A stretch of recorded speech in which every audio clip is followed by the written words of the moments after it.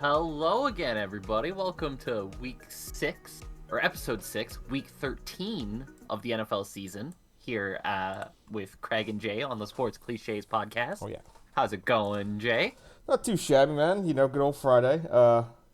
Good one here. I'm looking forward. This is it'll be an interesting slate of games going into this next week. A little bit different from last week. Last week we had the islands of like very small spreads between teams. This week there are some giant spreads amongst these teams, so it should be fun to talk about them, take a look at it, and see what we think going ahead. But yeah, definitely a what a weird win that was last night for Dallas. Like kind of a more or less an expected result. You kind of more you got to think that Dak and Zeke and you finally have kind of more of your full complement of your offensive side of the team, and really that side was a big letdown compared to how many turnovers that team got. That should have been an absolute blowout. Instead, with a garbage touchdown at the end, we get a 10-point game at the end, which was pretty surprising. A little shame. I mean, for a kind of big contender, you would think, and someone who looked like at one point kind of the clear NFC East leader, you'd expect Dallas kind of really put their foot down, and they didn't. And so it leaves some question marks as we go forward. Well, I'm glad you brought it up because one of my questions was going to be if you were a Dallas fan, would you be happy with that win? Because I don't think I would be. Like, I'd be happy that we got the win, obviously, but the performance as a whole left a little something to be desired to me. You're right. You had Taysom Hill starting for the Saints. He's just not a good thrower, right? Like he doesn't he's got some arm strength there, but it comes with minimal accuracy. He throws the ball in the coverage a lot. He just doesn't look like an NFL quarterback to me. And he throws you 4 picks. Yeah. You get a lot of good field position, and you'd really expect that Dallas offense with all their receivers back, with Zeke and Dak back, and you just expect them to really put that on the Saints, and Yeah. it just didn't, Or didn't. right? It stayed dicey kind of for a lot more of that game than it should have. And you're right, there was that late touchdown that makes that score look closer than it was, but at the same time, it was pretty close for a while, right? Like the Yeah. Saints were in that game for a large portion of it. Yeah, until And about midway through the fourth, basically. yeah, Then it started to separate a little bit. But yeah, absolutely. Within 10 points, like for a while there, all it takes is one good scoring drive for that Saints team. It looked like they actually had a chance to do it. Taysom was starting to run the ball there in the second half a little bit. It looked like they had something going. Um, kind of, you brought up Taysom Hill. We talked about this a little bit last night. Kind of what he can do, because obviously he's the kind of contract they've given him, and uh, the hope around it is that you got a guy to come in potentially as your quarterback here. But you know the times he's had success though have been more in a gadget style of offense, to where he's just kind of dropping in for a handful of plays in a game. You kind of see right there, you have to put him behind quarterback for an entire game, and you're trying to run, kind of the typical quarterback. You got receivers, 4 different routes. I think I brought this up. This is something I also brought up last night. You just got. I think he does have a good arm. Like the motion's a little weird. Decently accurate though. There's a couple balls that he got down the field that weren't too bad. He gets it there quickly. It's not like it's a floater or anything like that. So he has a decent enough arm. But it's clear, some of those picks were just really, really bad bad calls. throws. Bad throws. And so it's just not quite being able to make the reads through it. I think you keep that play calling very simple to him. Obviously, you don't have Kamara back there. That's kind of going to be it's going to take away one of your weapons. You're hoping Ingram could get in, but it didn't really gain traction. And yeah, if you start making it to where that guy only has to make 2, 3 choices, and one of those choices is tuck the ball and run, that's probably a pretty good call for that offense. And you got to imagine they do a little bit better than what they showed last night. as opportunistic as that Dallas defense was, they a lot of those picks didn't really, that stuff didn't start really showing up until the second half, and that game was pretty much getting decided right there. So, yeah, a little bit of a flat game, right? But it was it gives you some intrigue in the East at least going forward here. This NFC East with the football team starting to get you're looking down the line, and those two teams meeting late in the season could mean something, which we would have never thought earlier. Ooh. Yeah, I don't know. I don't know what the Cowboys are, right? Like it's weird. There's some games they'll just come out so flat, right? I think back to that Broncos game. I think this game yesterday, obviously. There's just some games of that offense. It just feels like there's nothing there, right? And it's not the kind of thing where they need a couple drives to pick up traction or something like that. They either seem to have it or they don't. And boy, I don't know. I don't know how much trust I can put into a team like that going into the playoffs where their offense can just disappear for games at a time. I mean, you gotta hope that they figure it. I mean, like all the weapons seem there. That's the scary part is they have everything that you'd want in an offense. They got at least three quality wide receivers. They got two running backs who could really take the load, and whoever's feeling it that day, you give it to that guy. Yesterday it was Tony Pollard who was really breaking off some of the big runs.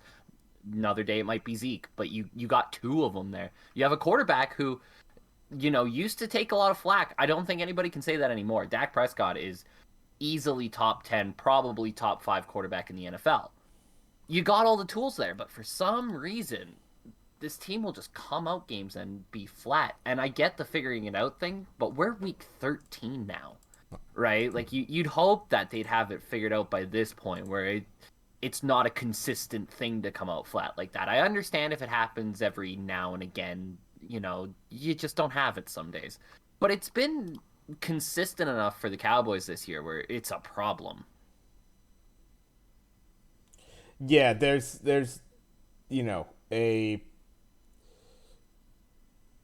you got to think that offensive line should be doing a little bit better as well. I think that's been Dax feel a little bit more pressure back there.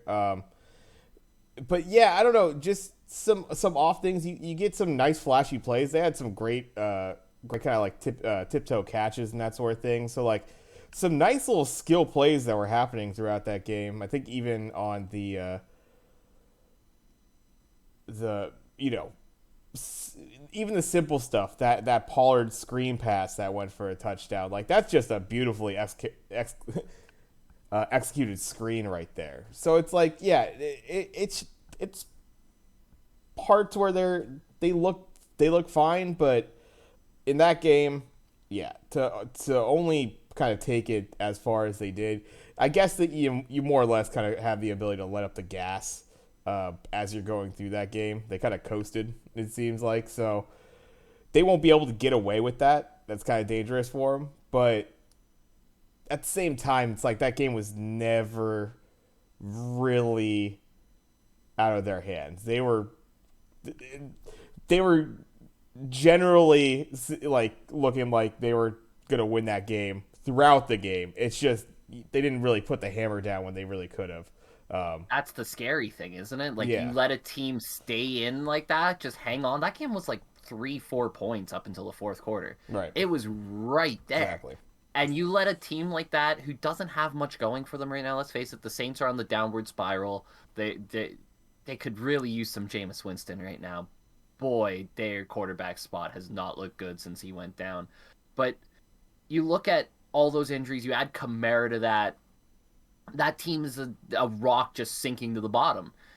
And you let them hang on to you like that, and they get a little bit of momentum going. They get a little something going, maybe Taysom causes his drive. Now all of a sudden you're looking at playing from behind. Now they got away with it yesterday. But they play in a division of teams that are not particularly great. But a lot of those teams are starting to actually pull some wins off, starting to do some stuff. And if you're just going to let teams like that hang around with you, like they got Washington next week, they got the Giants, they got Washington again on Boxing Day, like teams that they probably should beat. But if you're going to let teams hang around like that, they're going to catch you. I mean, yeah, Washington has come and shown that they could pick up some wins here and there. So that's what, yeah, what we were kind of what I was saying before. That's it. Those are games that are looking like layup wins for Dallas at the end of the season. It's like, oh, they're going to breeze to that division, and now it's looking like those games could mean a little something. The idea that you have the even Philly. I mean, yeah, we talked about the ups and downs of Philly, but yeah, Philly even looking like they were in there for a little bit, making that interesting as well. You got to figure. I mean, I'm not going to go out and say like that they're going to be in any too much danger. I feel like of losing the East. I think they'll be fine against Washington, but. Yeah, what are you destined for right now? You're right now as they're slotted. You're the fourth division winner. You're going to be facing the Probably the Rams. You're facing exactly. You're facing the top wild card team. Right now that slot is the Rams, but in the NFC, I don't know the way that this is all shaken out. I mean, and how the Rams have been playing. The records are starting to get a little closer down there. It'll be interesting what team actually ends up at the top. It's been kind of thought that it will be the Rams. And who knows how the Rams are going to look at the end of the season. They've definitely hit their funk right now, it seems like. But that could change. We got some weeks until we actually hit the postseason here. So we'll see what they actually get. But, I mean, say that was the matchup. You got a Rams team that more or less just treaded water, and they kept at that position. Who knows, wins, losses, that sort of thing. But they're there at that slot. They go in to Dallas. You probably got to be thinking the Rams, right? Yeah, the question, especially at that time, will be: have the Rams figured out the cohesion issue they're having right now? Right? Yeah. There's a little bit of a cohesion issue, which I think is to be expected when you go out and add the way the Rams have. And then you lose Robert Woods. Yes. Right? I think this transition, especially on offense, would have been a lot easier for them if they still had Robert Woods. You lose Robert Woods, and now there's a big transition period going on. I know there's a lot of people who are completely dumping the Rams yet. I'm not there yet. I think you got to give them a little bit of time to get everything rolling, get everything back together. I still like a lot of the pieces they have. I still like the team as a whole. Now, if it keeps going for too much longer, you start to get into a bit of a scary period. But I still think there's enough in them to recover there. I think it doesn't matter if it's the Rams or the Niners, who we'll talk about, obviously, going back to last week, going into this week. That's not a matchup the Cowboys want. Right? There's no matchup in there the Cowboys want. Cowboys would much rather... You look at the division there, and you'd figure they could get some beaten up going on it, get a decent record going into the playoffs, and maybe look at playing, the Bears, the Falcons, a team like that, who you would look at going into AT&T and going, they're going to get blown out, right? But Dallas keeps treading water like that, and you get that first-round matchup with the Rams, with the Niners. I don't think they love that at all. No, and that's what's kind of lining up right now for Dallas. They don't look like they're going to get out of being that fourth division winner right now. Seems like the likely slot for them, but that will be seen in these next coming up weeks. I mean, we got a. I mean, those Washington games, obviously, that's going to be really something. But I'm wondering right there, Washington has kind of been able to ride that hype. They've been looking good. They've been able to rally off some wins, but some of it's not the the prettiest of wins. I mean, They barely beat that Seahawks team that is absolutely trashed, and just not looking good.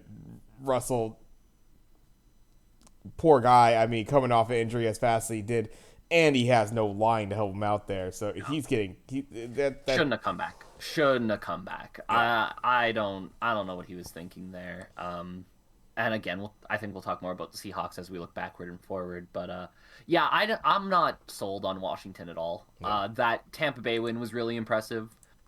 The Carolina win was okay. Like I don't think like it didn't blow my mind that they beat Carolina because to me, I look at Washington and Carolina in a very similar circumstance this year. And then they skated past a really bad Seahawks team, right? So I don't really know what Washington is. They got a hell of a test this week, Yeah. and that'll be really where we see their barometer, I think. But I'm not sold on them either. The problem is I'm not really sold on the Cowboys yet, right? And the way this season is going, where if you don't come out to play every week, these small teams are gonna get you.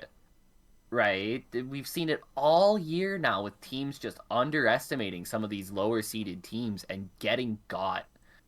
And I think with the Cowboys' proficiency of starting games poorly and just never recovering from it, the next 3 weeks could be really interesting for them playing divisional teams who are going to want to play spoiler, who one of those divisional teams in particular being Washington still very much have playoff aspirations. I don't know. I don't know. The Cowboys in a few weeks could be in a very interesting spot that I don't think the Cowboys thought they'd be talking about, which is they need to get some wins to really solidify themselves in a good playoff spot. Like, I don't think they're going to miss the playoffs or anything like that, but you certainly don't want to be that fourth division winner. Yeah, that just looks too likely right now. Yeah. The way it's shaping up finally in the NFC to we're getting some form to how the division leaders. I guess they've kind of always been a little standout from the rest, The top four have always kind of been obvious. but now it's kind of clear that as far as at least the bottom of that seems like it's Dallas. Granted, you're talking about a 4 Dallas team that's you got an 8-3 Tampa team and a 9-3 Green Bay team. So it's not like things can't shift within that. But and Dallas, yeah, and Tampa themselves 8-3, bit of a tough test this week on the road. right. Right, they could very well be 8-4 after this week too, and then be in the exact same situation as Dallas. And now all of a sudden we're talking about Tampa Bay in the same way, Yeah. right? So it's hard to say. Looking back on last week, Yes. for the most part, I'd say 90% of the game sucked. It was a pretty bad week. The two games that stand out to me, I think we'll just start with those and just touch on kind of everything else. That Vikings 49ers game was awesome. What a fun game that ended up being. I think both teams come out of that probably feeling pretty good about the way they played. Probably both teams looking at the other one as a potential playoff team and hard fought the whole way through. Niners pull out a big win, right? Defending home there. It wasn't always the flashiest win in the world, obviously, but that the Niners have never been the flashiest team in the world, right? Eli Mitchell just ran the ball down their throat, and that's the way the Niners are going to beat you. I mean, yeah, it's been no mystery. This is a team that's gonna work through the run. It's how it's gonna work the best. You're gonna pick up the first downs and you're gonna drive that ball down their throat and keep time possession, keep your defense as fresh as possible. All big factors for the Niners. And then obviously it opens up as I've said before. This opens up Jimmy G's what he's good at. And give him some play action. Give him a decent enough pocket. Don't make him huck the ball 30, 40 yards. Let him. He's a very accurate quarterback who has a decent arm, but you don't want to make him overuse it, right? Let him do what he's good at, and that is be accurate. He hits those 5, 10-yard passes better than almost anybody in the NFL. Let him do that, right? You run the ball down people's throat, you give him short yardage, and he's just going to pick apart defenses. I mean, I've really turned on Garoppolo in the last 3 to 4 games of going in a system like this. Jimmy Garoppolo gets it done, right? Because of how good the run is. I still wouldn't put Jimmy Garoppolo anywhere near the top 5 quarterbacks in the NFL or anything like that. But he's so efficient at what he does that with this Niner system, he's the perfect guy for it. Well, and it's this. It's not anything that's too crazy or new. Honestly, this has kind of been Jimmy's mo. When he's been in there and he's been playing, you usually get a pretty fairly accurate quarterback that's able to get the ball downfield. You get a 200 plus yard game that usually doesn't have too many mistakes there. The pick that he had early in this one, it just kind of looked his receiver down the middle. If Jimmy's gotten picked off before, it's a throw deep down the middle. This is exactly, it's kind of, yep, there's a Jimmy pick. Like, and then one thing that was a little worrying in that game early, and Minnesota did get out to a 14-7 lead early on in this game. Got the first touchdown. A little back and forth there. But a little bit of penalty trouble. And that's one thing that the Niners have actually, in their win streak, have done pretty well. Is actually they've stayed really free of taking any flags. And that's big on the offense. Because you start to put the team into 1st and 20s, 2nd and 15s, whatever it is, these long situations which you're able to kind of take the run game out of it.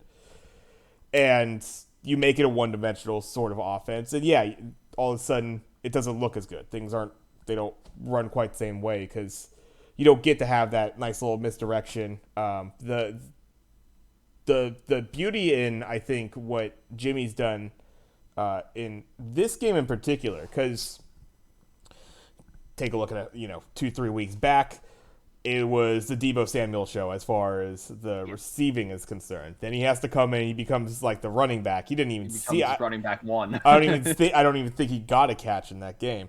Maybe one. Be able to come in for Eli Mitchell, who obviously that's not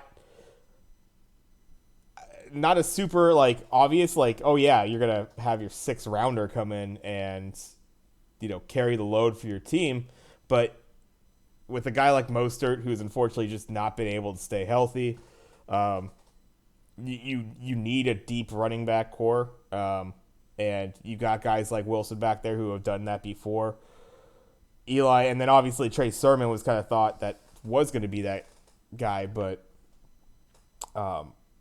Mitchell he's shown he can be that guy that's able to carry the rock for you 20 plus times in a game. It's great to have that without having to, go into the season. You would have thought that was your 3rd, 4th guy on the depth chart in Eli Mitchell right there, right? But the one thing I love with how the offense ran last week is obviously you get Ayuk. You get Ayuk on some deep crossing routes to where they just lose him. And that's kind of the beauty of it, too. The focus starts to go onto a guy like Deebo. Deebo started getting covered there. And on the Juwan Jennings touchdown, on those deep Ayuk throws, it's definitely them focusing on Deebo, take Deebo away, and then you start to get those guys open a little bit more. On the Juwan Jennings, it's a beautiful, I don't know if you saw that touchdown. I watched the game. Beautiful little rollout. You just get that immediately going to the right. And what they did was you get Juwan going on that little out, and in the back of that, you had Deebo going on the corner. And it looked like they took Deebo away on the corner, so just a beautiful ball by Jimmy. And Juwan Jennings coming out of nowhere and kind of I'm loving how that kid's playing pretty nice right now. Taking a big role with Deebo Samuel kind of becoming more of a running back in the last couple weeks than he has been a wide receiver at times. Juwan Jennings has been an absolute discovery for them, I think. Only caught 2 passes yet last game, but he does so much more, right? Yeah. The other thing about Juwan Jennings that I've noticed is he's an unbelievably good blocking wide receiver. He gets out on the edge and he seals it, man. He's opening up holes like crazy for everybody around him. Yeah. Great find by them. Juwan Jennings, somebody who I'd heard a lot of positive things about coming out of Tennessee. I know there was a few teams who liked him as a potential sleeper in the late rounds. And for that exact reason, because he was never Tennessee's great big threat of a wide receiver, but they said he blocks like a tight end. Yeah.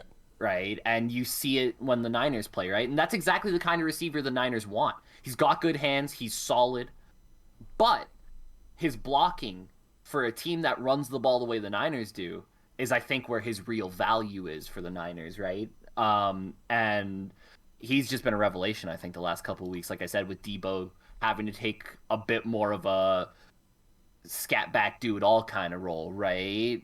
Whether he has to come back in there and run the ball, whether he's in the wide routes trying to get open, he's doing a little bit of everything. That's going to take a lot of a toll on him. And I mean, Juwan Jennings has come on and really been able to help that offense continue to roll.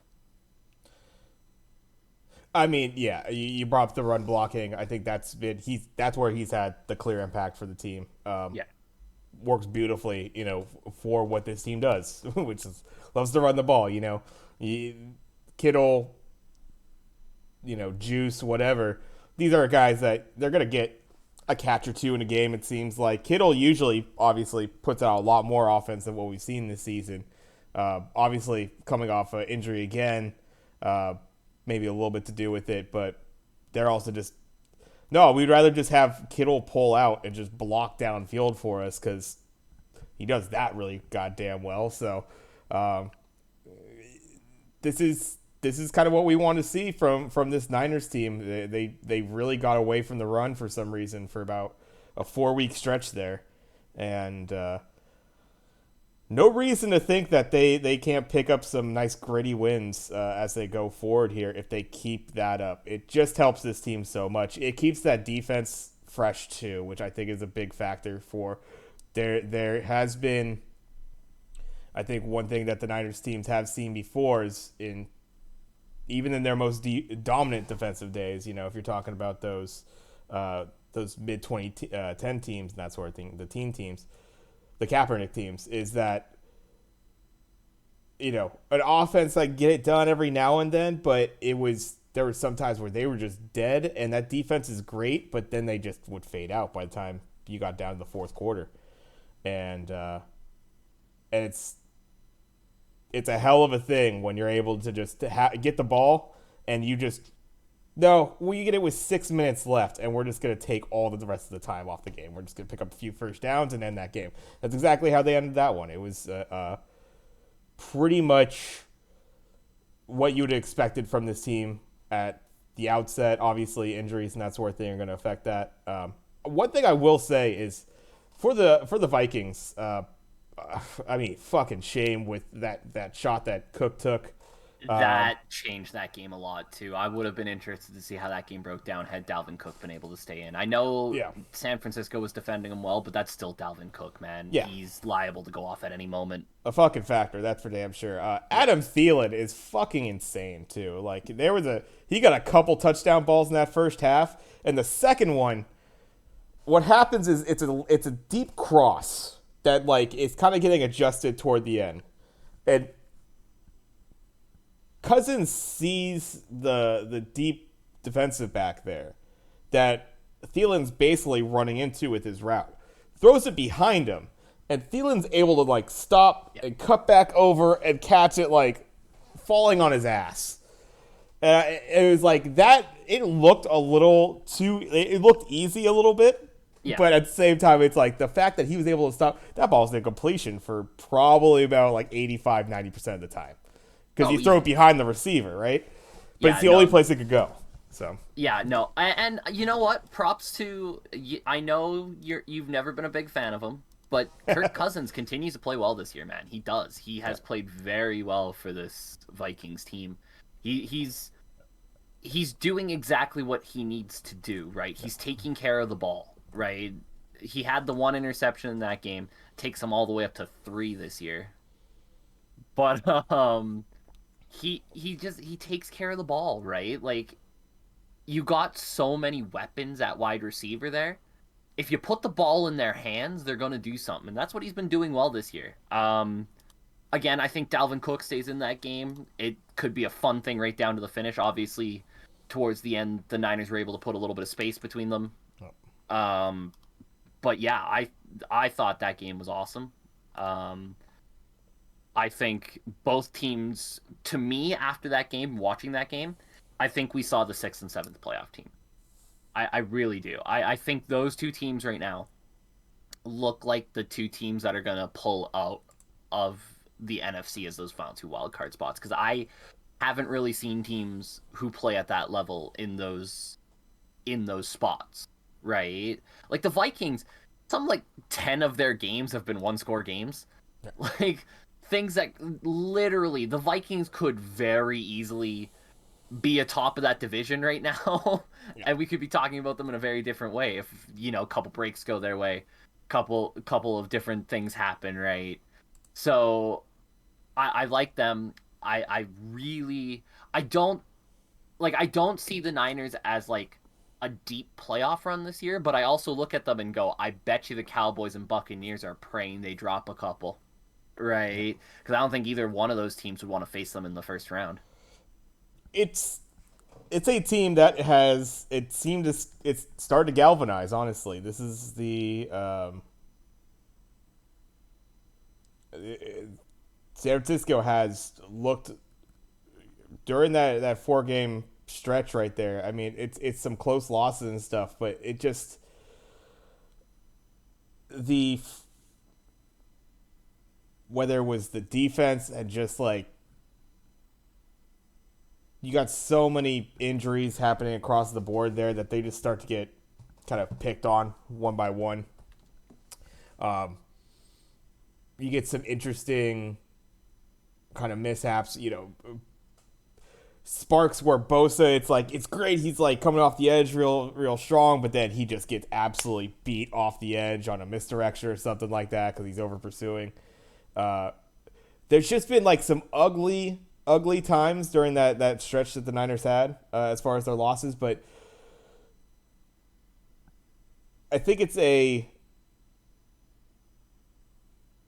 I mean, the play calling too. I gotta admit, like obviously, we talked about the offensive side of the ball and sticking to the run and that being good for him. I'm really loving how. I mean, I haven't seen the numbers exactly, but the Niners aren't much of a blitzing team.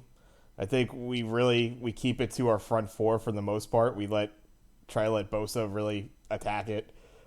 We have some great front four players. You got even guys coming off the bench like Arden Key, who have been giving us nice little pops coming off the bench, and that's been a nice little for as many injuries as the Niners have had. Some nice depth that we've had. We picked up that one guy, and he had a great tackle behind the line. I want to say he was from Houston. I can't remember his last name. He had a tough last name to pronounce. Let me see if I can see it amongst the stats here. But he had this great tackle from behind on a third and short, where he just burst off the edge. Amenehu, Charles Amenehu. Oh, Charles Omenihu. Yes. Uh, I mentioned him at the trade deadline, actually. I thought that was such a great pickup for them. if you didn't see that one play, it was like, all right, that guy has had some struggles and that sort of thing. Just kind of sitting there Only and 24. exactly. And he's been sitting there in Houston, right? So Yeah. it's just like maybe just not had everything around him kind of going for it. Uh, just in that one play there, I'm like, ooh, I want that guy in on third and shorts. He attacks. He just flew at it. So some nice depth there. You got the safeties coming back. I know I brought up before. I was really happy we got Jimmy Ward back. Just got Jaquarcy Tark back as well. So that's really going to help that secondary. Defense is looking a lot better, and if they stick to what they're doing on offense right now, I just really like the combination. You just run the ball, keep time possession, keep that defense fresh, and let them fly around because that's what they're good at doing right now. So Yeah. No, I really like the way this Niners team's looking, that's for sure. And I love Charles Omenihu. I think he's a guy who brings a lot of energy, a lot of he I mean, in his senior year at Texas, he had 9.5 sacks, right? Like, yeah. this is a guy who Wow. knows how to get into the backfield. He's already had 7 sacks in his NFL career in those first 2 seasons. And I know that doesn't sound like much, but you got to remember he wasn't getting many snaps for Texas or for Houston, right? Yeah. He wasn't getting in the game. And I think this is a guy who you can bring in on some blitz packages. This is a guy who you can bring in, kind of mix things up a little bit in that on that defense. He gives you a lot of speed, a lot of burst, right? He just adds some great depth to that defense. And I said it when I saw they picked up Charles Omenihu. They only had to give up a 6th-round pick for him too. Right? He's only 24. There's still some room to grow there. I think Omenihu's a really nice piece to that defense and absolutely gives them something more. If we can, let's move on to in my opinion, the best game of last week. That Niners Vikings game, close second. Buccaneers and Colts went at it last week. Borderline must-win game for the Buccaneers the way they've been playing recently, and they came out and they delivered. Leonard Fournette going right back to LSU form, just looking like an absolute beast again. Jonathan Taylor, I know the numbers don't necessarily say he had the best game in the world, but listen, if you give a guy a 5.2 yard average every game, you're gonna be smiling at that, right? Just a fun game all around. Ultimately, the difference between the Bucks and the Colts in that game, and I'll keep mentioning it with the Colts until I'm blue in the face. Carson Wentz gunslinger. He's gotta settle it down with the just chucking the ball. I like the mentality to a point, but 2 picks in that game, and one of them coming pretty late when you could have really used a drive going there. The thing that to me is holding the Colts back right now is just Carson Wentz gunslinger. He's a good quarterback, but he's just gotta dial it back a little bit. Right? He could almost go for a little bit more Jimmy Garoppolo in his game. Right? You got Jonathan Taylor back there who's absolutely running through guys. He's an absolute beast. Use them first and second down. Run that team into the ground. Third down, take short routes. Get your completions. Get the first downs. Keep that ball moving. You don't need to chuck the rock 30, 40 yards every time you throw it.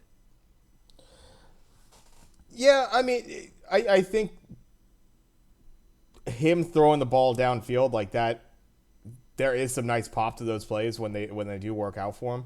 But it's a frequency thing. It's bust, and it's too inconsistent. Well, yeah, it's just Taylor's average numbers look good there, but in the beginning of that second half, and you're up by 20, a couple scores on 24-14 on to Tampa start the Bay. second half. Just no reason not to be handing the ball off to Taylor, and they went away from that. And they went away from that for a They could have easily ran bit. the ball 30 times in that game, I think, and probably would have won the game, right? I know there's some concern with how much do you want to give Jonathan Taylor the ball. My answer to that is, do you want to make the playoffs? And if the answer is yes, you give the ball to Jonathan Taylor as often as you can. I think at this point in the season, you can't play the what if game. 16 touches in that game for me, not nearly enough when a guy's averaging 5.2, right? Guy's averaging 2.9, fine. You take the ball out of his hands. He's not getting it done. 5.2 yard average and he only gets the ball 16 times, right? And Yeah. here's the thing. It's not like they were using Jonathan Taylor in the pass game to a great success. He caught 4 catches, but only for 14 yards, right? So it's not like with Leonard Fournette, right? I think he only had 17 carries, but he also had 7 receptions, right? Like they were finding ways to get the ball into Leonard Fournette's hands at any time. Indy needed to do that a little bit more, I think, and that was ultimately the difference. Leonard Fournette showed out. Jonathan Taylor was just never given the chance to match him blow for blow, and the Bucks got rewarded for looking at the hot hand and going, "Let's just keep feeding him the ball." Yeah, I mean, I don't know. It's the picks are bad for Wentz on that one. I know there was a couple fumbles in that game too that really killed him. One on a strip sack. So I mean, you could attribute that to Wentz, perhaps maybe offensive line that could have picked him up and helped him out a little bit I'm not more. going to blame him on the strip sack. It was a blindside And, hit. and there was that one pick where the fucking DB for the Bucks goes up, like goes Unbelievable. way up for it, and Unbelievable. snares that ball. Um, honestly, a little bit of definitely just kind of chucking it up there from Wentz on that play, just because it's like that's worked out for them.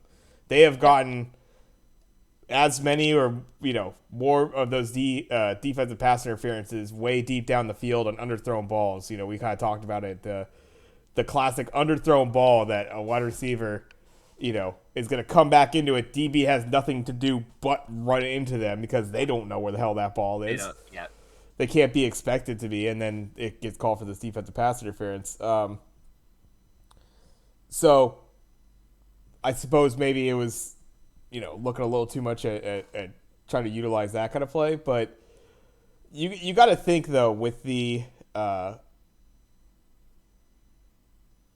understand it's Tom Brady and all that, but to give up 38 points also in this game, gotta be a little disappointed in that Indy D for giving up as much as they did, whether it was through the air or on the ground.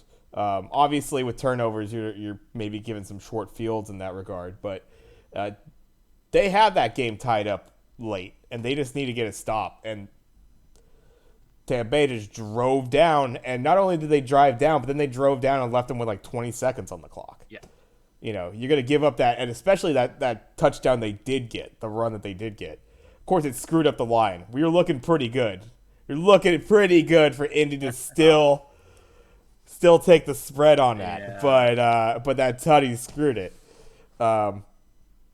So I don't think this necessarily is like it's too doom and gloom for Indy right there, but that's absolutely a game. You're talking about that, how they're looking in that first half. That's got to be a letdown to lose that one, really, 100%. when you had looked that good in the first half there. And yeah, that would have been a great win for them. That would have really started to tighten the screws on Tennessee, obviously. And imagine how differently we'd be looking at Tampa Bay right now at 7-4. Now all of a sudden you got both Atlanta and New Orleans kind of on your tail a little bit at 7-4. At 8-3, you got a little bit of a gap between them. It's a big win for Tampa Bay. I'm still not. I still don't look at Tampa Bay as. I honestly struggle to see Tampa Bay getting out of the first round of the playoffs. I think Tampa Bay has kind of been the fortune of their schedule this year more than they are of their actual play. They we mentioned it last week. They've gotten teams at the right times, and they've played some bad teams. And if you almost flip their schedule on its head, right? If their start of the season was what they were playing now, I think they'd be in a lot more trouble right. than they are at the moment. So they're a bit of a fortune of their schedule, but I don't think going into the playoffs, you're playing teams like in the first round, like the Rams or the Niners. I don't think Tampa Bay looks at that matchup, and I don't think I look at it and go, Tampa Bay's got that one, right? I don't see them going far at all this year. Even if they get past the first round, they're certainly not up there with the Packers and the Cardinals. I think. I even the Cowboys, I think, probably beat them in a one-game playoff if the Cowboys are actually playing on, right? So I Well, don't know. yeah, I mean that's hard to say. We haven't really seen Yeah, Dallas on. We know what Tampa Bay, and they've been banged up.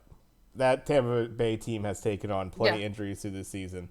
So it'll be interesting what they are at the end of the regular season here. Yeah, don't see too much of a reason to doubt that they're going to be taking that division. I still see them as your 2 or 3, potentially even the 2 still, as far as the division playoff teams are concerned.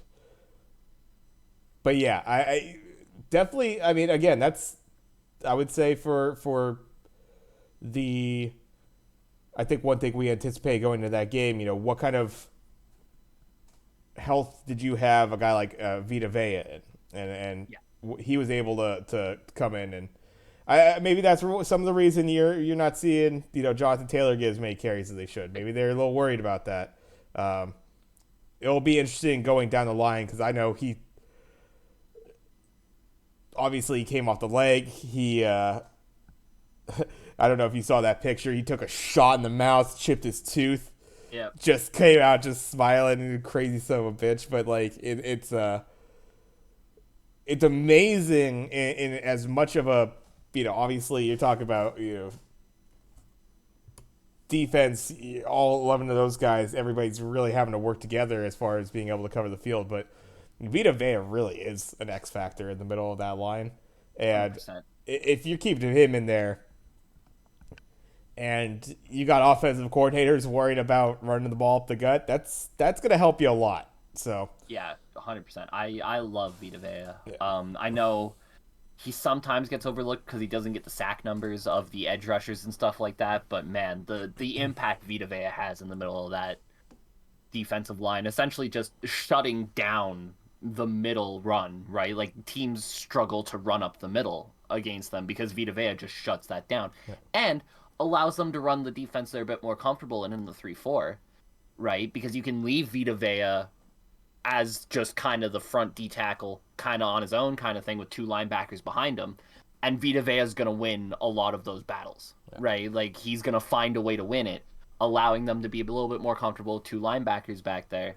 He makes life a lot easier for the Buccaneers for sure. And they felt good having him in the lineup and doing Vita Vea things, right? Like you said, I still think the Colts should have ran more, but maybe you're right.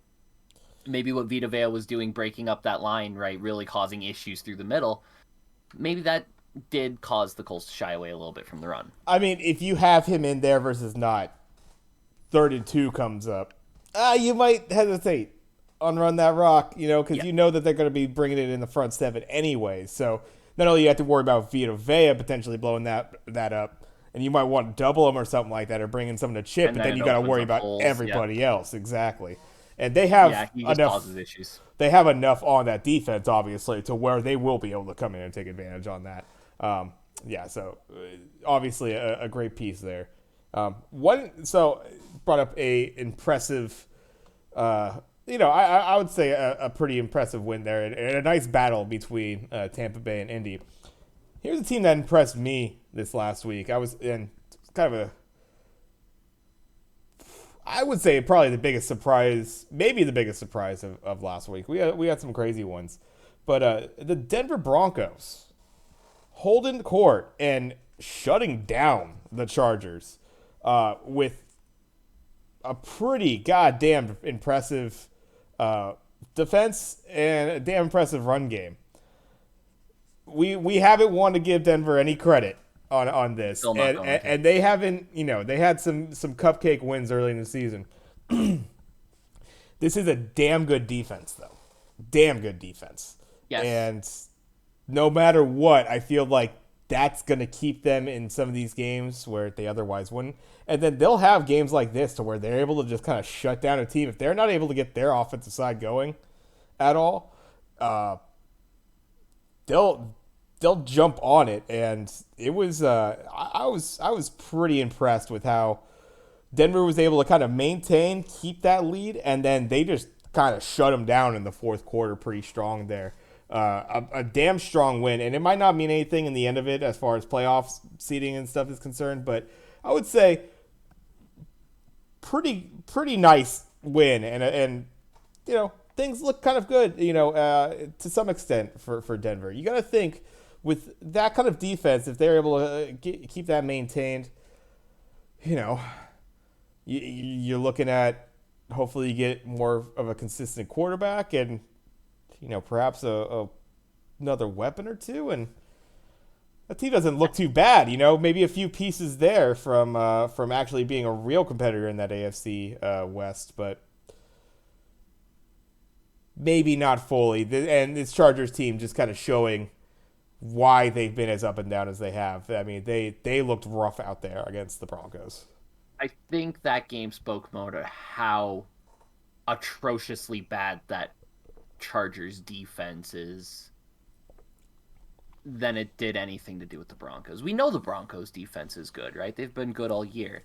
We know that they can't really throw the ball to any particular success. I know they went 11 of 17 for a touchdown, but like they only completed 11 passes, right? For 129 yards to boot. They didn't have much of a passing game. Sorry, Drew Lock actually completed 4 for 26. Yeah. So add that on there too. Um, that Chargers run defense is abysmal. It's absolutely atrocious. And unless they can get it figured out, spoiler alert for this week, I don't think this week goes much better for them.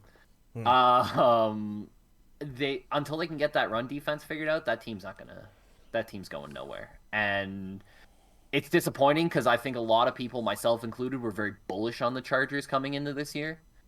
And that run defense is so bad that it's you can't you can't really look at that Chargers as a team as a serious contender if just anybody can come in there and run for 100 yards on them. I mean, you know, I know not maybe the most glamorous of years, but when he was with the Chargers, you know, Melvin Gordon looked good at points. So I think he had, I mean, obviously had a pretty decent game that last one. He's looking all right at parts this year. You know, he's talking about 55 yards a game. That's actually kind of where he's been throughout. Nice little, you know, four plus yards average game for him. So I think I think he'll be fine back there for him. Obviously, the quarterback is the thing. Like, you want to think, and I did. I kind of was rooting for Bridgewater to like, can he finally break through? And it's just like, and then obviously they don't want to actually put Drew Lock out there if they could help in doing so. I think they're going to be an interesting destination. Obviously, you're going to have some veteran quarterbacks that are going to be out there this offseason. I really think it's not a bad call to if you're talking about some of these 30-year-old vets who are going to be out in free agency and you're looking like you want to still be with a competitive team. Broncos are kind of right there, you know. That's the situation. Come with a receiver too. The problem is, I think the problem is their cap situation is garbage over there. I think they're going to be way over the cap going into the next offseason. So I think they might have to do some finessing with their cap. But yeah, and yeah, exactly. Like I said, I think you probably do want another weapon there for sure. I love Jerry Jeudy, but you need more. Yeah, I would agree. Courtland Sutton too, and Noah Fant. Noah Fant can be a good tight end, I feel, too. So, it's like the problem is, I think everybody we named here is like a number 2, number 3 option, right? I love Jerry Jeudy, but I don't know if on a winning team Jerry Judy's your number 1 wideout, right? I don't know if on a winning team Courtland Sutton's your number 1 wideout. I think these are guys who are number 2 guys, right? I don't think there's a true Noah Fant can be a number 1 tight end. No disrespect there. I love Noah Fant, but I think they need a true, like, out-and-out number 1 receiver type.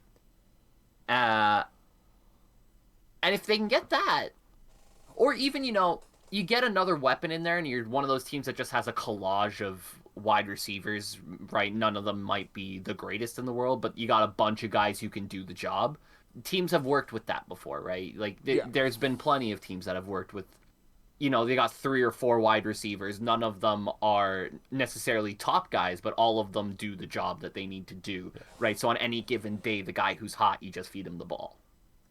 You can do that too, but right now the Broncos, you probably need at least 1 more, maybe even 2 more wide receivers in there to really flush out that wide receiver group. And a quarterback, right? You get that. I'm kind of with you. This Broncos defense is unbelievable, and it's particularly old either. So And they made the Chargers in like completely one dimensional. yeah, They took away Eckler. Like they tried to run the ball at first, and they couldn't. and They couldn't. You're talking a less than 3 yard average there on 12 runs. That isn't going to get anything done for you. So they were able to take advantage of that. And I know the two picks that Herbert did have. One was I would say a great read by the DB, and being able to. I think it's kind of a almost a wheel route down the near sideline, and I think he kind of throws it on a like almost a try to hit him on the outside on a curl, and DB that was playing a shallow zone just all of a sudden comes back, and I believe that's Surtain, Pat yeah, I was Surtain, gonna who say I think it was Pat Surtain. what a fucking rookie that guy's become. Well, it Like, had to be Pat Surtain. I think he had both picks. exactly. So he comes back off a shallow zone, it looks like, and makes that pick. And then the second one is just a complete overthrow from Herbert. And Herbert, I suppose, 2 touchdowns, 2 TDs. Like the line doesn't look too bad. I think the timing of those picks was pretty brutal for him, though. And yeah, you just Detroit is going to be able to, it seems like, run the rock decently enough there. And yeah, that defense is going to, if they can make teams one dimensional like that, they're, you're looking like with as many teams are going to be right there in the middle. This, how is this team, against the Raiders and the Colts teams of the division? I mean, those are teams where it seems like if you make the Colts one dimensional and you make them throw the ball, you give yourself a damn good chance to win that game, right? And I think you almost feel the same way about the Raiders. If you're able to take the run game out of that, Carr's played pretty goddamn well this year, actually, as far as the quarterback's concerned. But you got to feel you make him one-dimensional and only throwing the ball, and you got a pretty damn good chance to win those games. So that was kind of my surprising, not just a win, but a pretty dominant win there by the Broncos over a Chargers team that I think everybody expected to come out a little better. Yeah, they've been disappointing for sure. Less surprising, more expected, but as impressive, man, the New England Patriots continue to roll. They beat the stuffing out of the Titans. The Titans tried to keep it close in the first half, but from the second half onward, it was never a contest. Mac Jones, I mean, easy offensive rookie of the year at this point. I don't know who's gonna compete with Mac Jones for offensive rookie of the year. He's been unbelievable this year. He continues to just, every game he gets better, right? Every game he gets a little bit more knowledge of defenses. Every game he gets a little bit more knowledge of his receivers, and it looks like it probably his best game as a pro against the Titans, who, coming into that game, let's face it, have had a pretty vaunted pass defense, right? A lot of people really big up that Titans pass defense. I'm one of them. I think that Titans pass defense is really good. You go 23 of 32 for 310 and 2 picks against that team, or in 2 touchdowns, no picks against that team. You're feeling pretty damn good. Ramondre Stevenson, they kind of took it out of his hands. Not that he wasn't running the ball well enough, but when you're throwing the ball the way you are, you just keep going, right? It's the same thing as when a running back's rolling, right? You give them the ball until they can stop him. Titans couldn't stop Mac Jones, so I think that was mostly the story of that game. What a great win for the Patriots. Ryan Tannehill is still a pumpkin.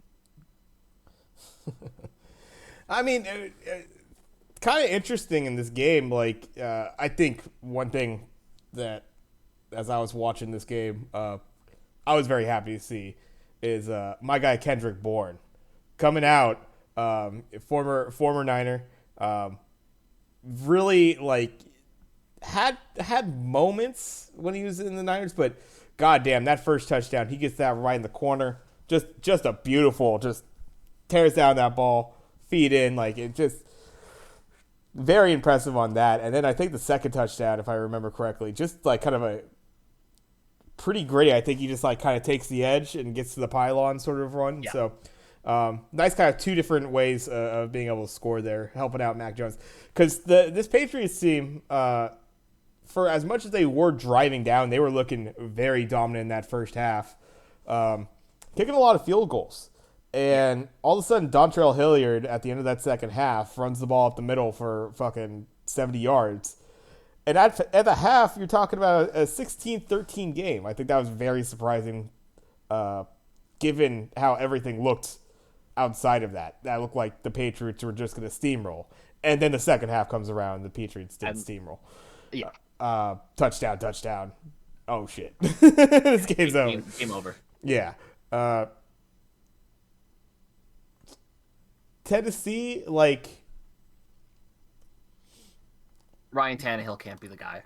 He can't. Yeah, I mean, they really tried to not make him the guy in this game, honestly. I mean, he just went And he still 11 managed for to screw it 21. up. They still ran the rock. They ran the rock pretty fucking effectively. Obviously, when you run the ball almost 70 yards in a single run, Dontrell Hilliard's numbers look a little better than perhaps. They're a little bit inflated. They get a little pumped up. Oh, shit, 11-yard average. Well, yeah, usually you have to have...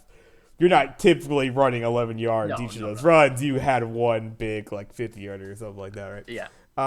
But yeah, you start to take a look, and obviously it was a bad time for your AJ Brown to go down and stuff like that, because you take a look at who they have catching the ball for Tannehill, and I mean I recognize Pruitt and Des Fitzpatrick. Who the hell else is catching the ball for the Tennessee Titans? Like, Are you not a big Nick Westbrook-Akine person? no, apparently not. Honestly, I mean, obviously, I'm not looking at the Titans depth chart so much, but it Evidently, was. he went to Indiana. I don't know. I don't even remember him in college. But it's just like it's you take a look at it. They have lost wideout 1, wideout 2, Yep. running back 1. So you take all the weapons out of the Tennessee team, and yeah, Tannehill is just not going to be able to. Yeah, as you said, he's probably not going to be able to carry you like that. Not on his own. With Right.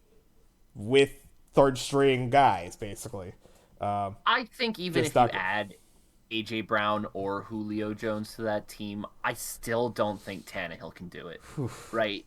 Not without Derrick Henry. Like the reason why the Tannehill Henry thing works is Tannehill is good enough that when Henry's blowing through guys and teams are just creeping up, Tannehill's gonna beat you deep.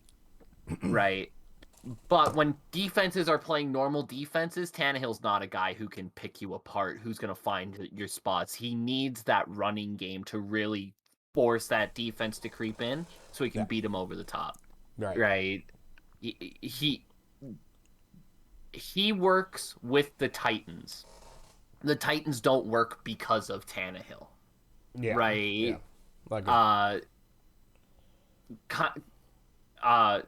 A much better quarterback. I'm not going to compare them, but a similar thing to Garoppolo, where the system fits Garoppolo so perfectly. That system fits Ryan Tannehill to a T, right? When you take away Derrick Henry and that system begins to unravel a little bit, now we see more of what we saw to Tannehill in Miami, which is just he's not an elite quarterback. He's not a guy who can lead a team forward on his own, right? Without Derrick Henry, there's not enough there with Ryan Tannehill to help get you beyond that. And, I think it's also one thing, I was watching this as well, where you gotta kind of think, because Tannehill's the one who's actually throwing the ball, but, I mean, kind of going to show how set up for success this Patriots team seems like. We talked about last week. We talked about Kyle Van Noy. Came out 3 pass deflections. He should have had a pick. He dropped a pick for sure. He dropped a gimme. Right in the hands. Right in the face. But still had 3 pass deflections himself. Both the safeties having at least one. I think, yeah, Mills having a couple there. Donta Hightower getting basically all this stuff coming up the middle. They're getting their hands up they're Yeah. knocking shit down. And that was the one place that Tannehill was going to be comfortable going, right up the middle on his throws, and they didn't allow that shit to happen. And so, without having necessarily the worst, as far as turnover numbers are concerned for Tannehill, the ineffectiveness of the offense, and them being able to get drives going downfield was always, it seemed like every time it was third down and short, because they had that situation plenty of times. It was Tannehill was going to go to something quick up the middle, and linebackers, safety, whoever, they were ready for that shit. Yeah. So big ups to that defense, being able to, be pretty ready for what Tannehill was going to give him in that situation. And It's a Belichick defense, right? They're gonna be well disciplined. They're gonna play their roles. Nobody's gonna look to play hero ball on a defense like that, right? Everybody's just gonna play their roles. And in that game, like you said, it was Kyle Van Noy, it was the safeties, it was everybody in the middle kind of squeezing down, right? Next game, it might be your defensive line who needs to be the one to step up and really do something. It's a Bill Belichick defense. yeah. A bunch of nameless, faceless, replaceable guys for the most part who you fit them into the system. As long as they're playing in the system, it's going to work.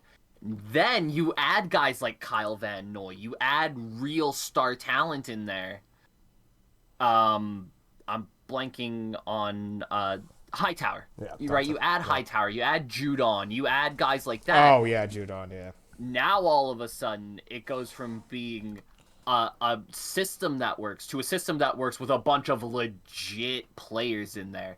That's the difference here, right? Like that's that next step that they've taken this year, right? Is they took that system that works, added a bunch of star players in there who make it hum, and now that defense looks like one of the best defenses in the NFL. Combine that with an offense that looks like they're starting to figure it out. They got a running back for the first time that I can remember in a while. New England has a legitimately good running back in Ramondre Stevenson, right? You add that with a young quarterback who seems to be figuring it out, and man, this New England team is firing.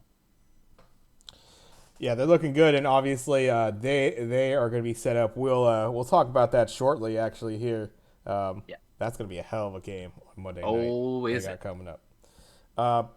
Only last thing I want to bring up, because this one is, there are certain teams, and I don't hop on bandwagons often, but I finally started to see something coming out of this Philadelphia Eagles team, and I was a believer in Coach Sirianni and them finally running the fucking rock and doing what they need to do, and then they go out and they fucking lose to the New York Giants in an incredibly sad game. Just sad. And you see the end of that game too, how they had the chance and it's just drop ball and it's just like, oh, I mean, damn it. I was really kind of getting behind the Eagles being able to do something here. And to lose that game against the Giants, I don't want to go too much into depth in it. Just a damn shame. Like I thought they were gonna come out firing. This was gonna be another just kind of statement win for them. They're gonna really make things interesting in that division and in the playoff hunt, and they still can, obviously. But God, that's a game you really gotta win in your division. That should be as they had played up to that point. Like Yeah. to do that then after, like, oh, that was such a shame Jalen for him. Hurts just isn't your guy, right? It can't be Jalen Hurts, right? Ah, I wanted to believe in Jalen Hurts. I really liked him coming out of university. I thought he played some good games last year, but if Jalen Hurts needs to throw the ball any amount of time above 20, you're in trouble. And in the NFL in 2021, you need a quarterback who can throw the ball more than 20 times and feel reliable doing it. It's just he's not your guy, right? I think that's the biggest thing holding back Philadelphia right now is just Jalen Hurts is not your guy. well, I mean, I don't think Daniel Jones is your guy either. Who do you think, Jalen Hurts or Daniel Jones? Do I have to pick one? Yeah. Um, I you could go you could say no to either and go with the next best available undrafted free agent. In that if you situation, could think of a those guy off the three street right now, if choices. you could think of a guy right now off the street, I'll give you the third option. But Jalen Hurts, Of Daniel Jones. those three choices, I would take Jalen Hurts because I can't, off the top of my head, think of an undrafted or free agent Yeah, that's a quarterback free who I'd agent. put in instead. But I would take Heineke over Jalen Hurts, and that's saying something because I'm not a big Really? Heineke guy. Oof. Yeah, I think Wow. Heineke's shown me more in the NFL. Right? Like, I get that Jalen Hurts had a great college career. Everybody talks about this potential he has, and I get that. In the NFL, I've seen more of Taylor Heineke than I have out of Jalen Hurts.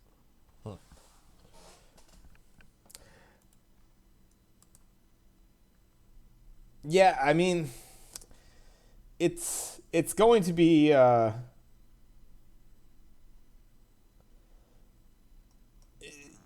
I figured they kind of had it figured out with him because, kind of to your point, you really don't want that guy throwing the ball 30 plus times. You want to keep it around there in the 20s or something like that. I think that's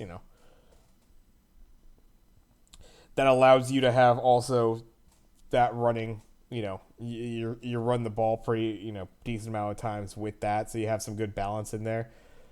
You got to figure he could work that. I mean, And they did run the ball fairly effectively. You look at the numbers, the averages, everything there says to an effective running game. They just threw it too much. And I don't know if maybe they felt uncomfortable with the way the running game was going. I don't know what it is, but like Miles Sanders had a 7.1 average. Boston Scott's on a 4.3, right? Like you can run that a little bit more. You don't need Hurts throwing the ball 30 times when you're running for those averages. yeah, I don't know if it was something with how they decided to go with the play calling on it. If it was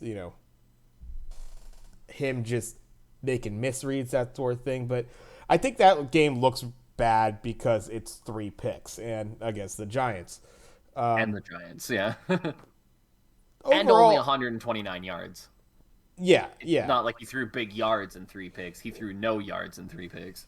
And he has had those bad games. But Yeah. even with that, on average, as far as the season is concerned, if you were to take that before those 3 interceptions right there, he was 13 touchdowns on 5 picks and got 8 rushing touchdowns on a pretty good average of, over 50 yards a game rushing average, throwing 200 yards, that sort of thing. You add in a good run offense with that, you're talking what? You're probably pushing up into that 350 yards a game average for your offense, and you got to figure with a decent enough defense, like you could see something there. But I do agree. I mean, there he has in his games where he's looked bad. He's looked really bad, and yeah, they obviously can't. They can't fall behind in games.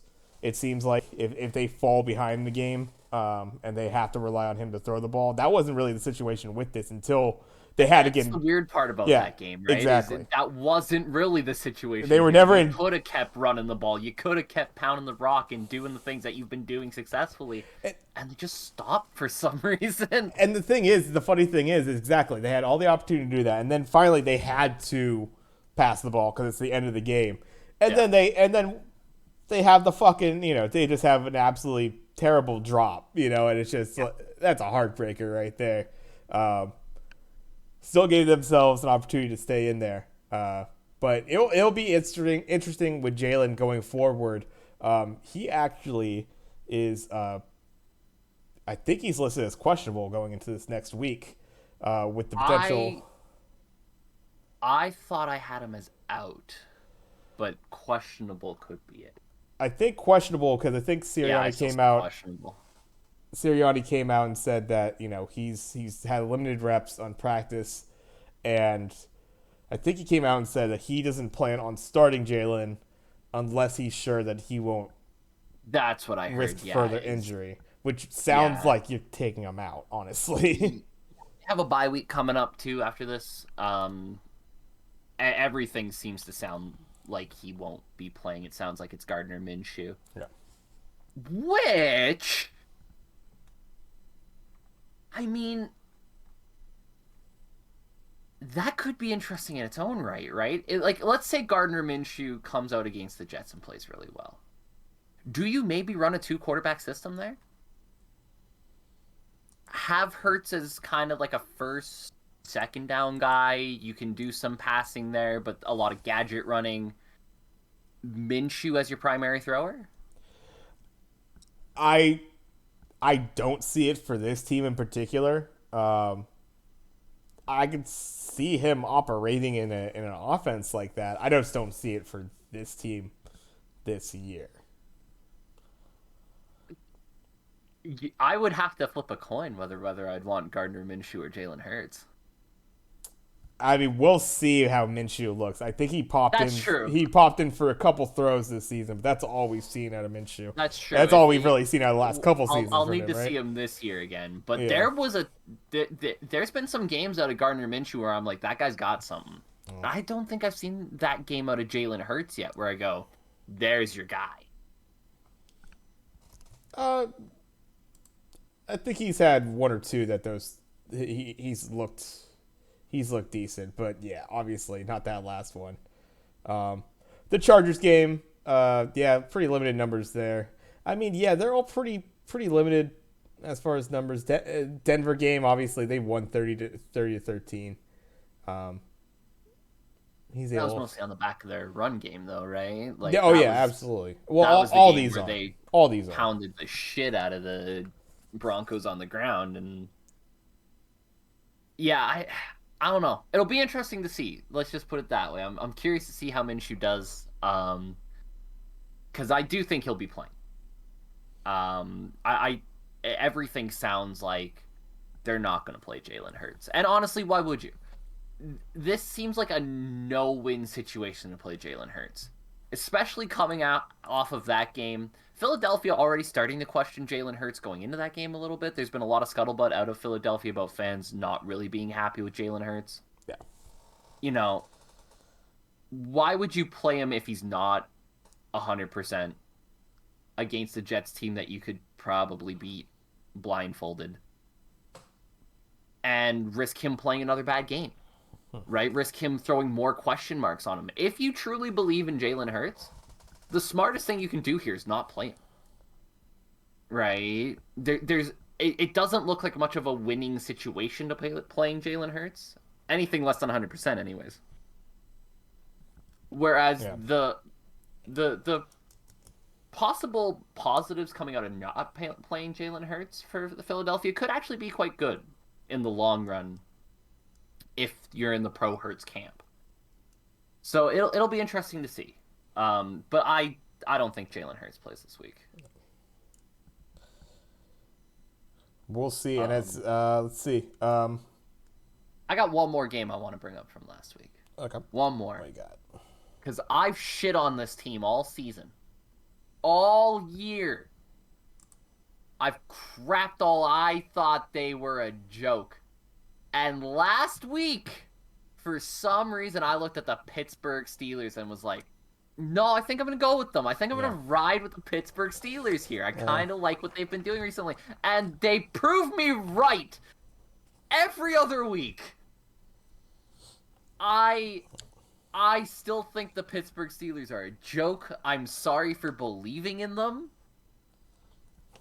This team is the worst 500 team in the NFL. And that's saying something because there's a bunch of them. They're awful. Ben Roethlisberger is just not a good enough quarterback anymore to do what they want him to do. They don't have an offensive line. Poor Najee Harris is back there begging somebody to block for him. TJ Watt isn't there. Your defense is Swiss cheese. Like, they're awful. I mean, yeah, that was a rough game right off the jump for them. They never looked too good in it. I mean, they couldn't get 31-3 at the half, right? Like, And yeah, I mean, and you gotta love to see guys like Burrow, that sort of thing. He had a nice little rushing touchdown in there.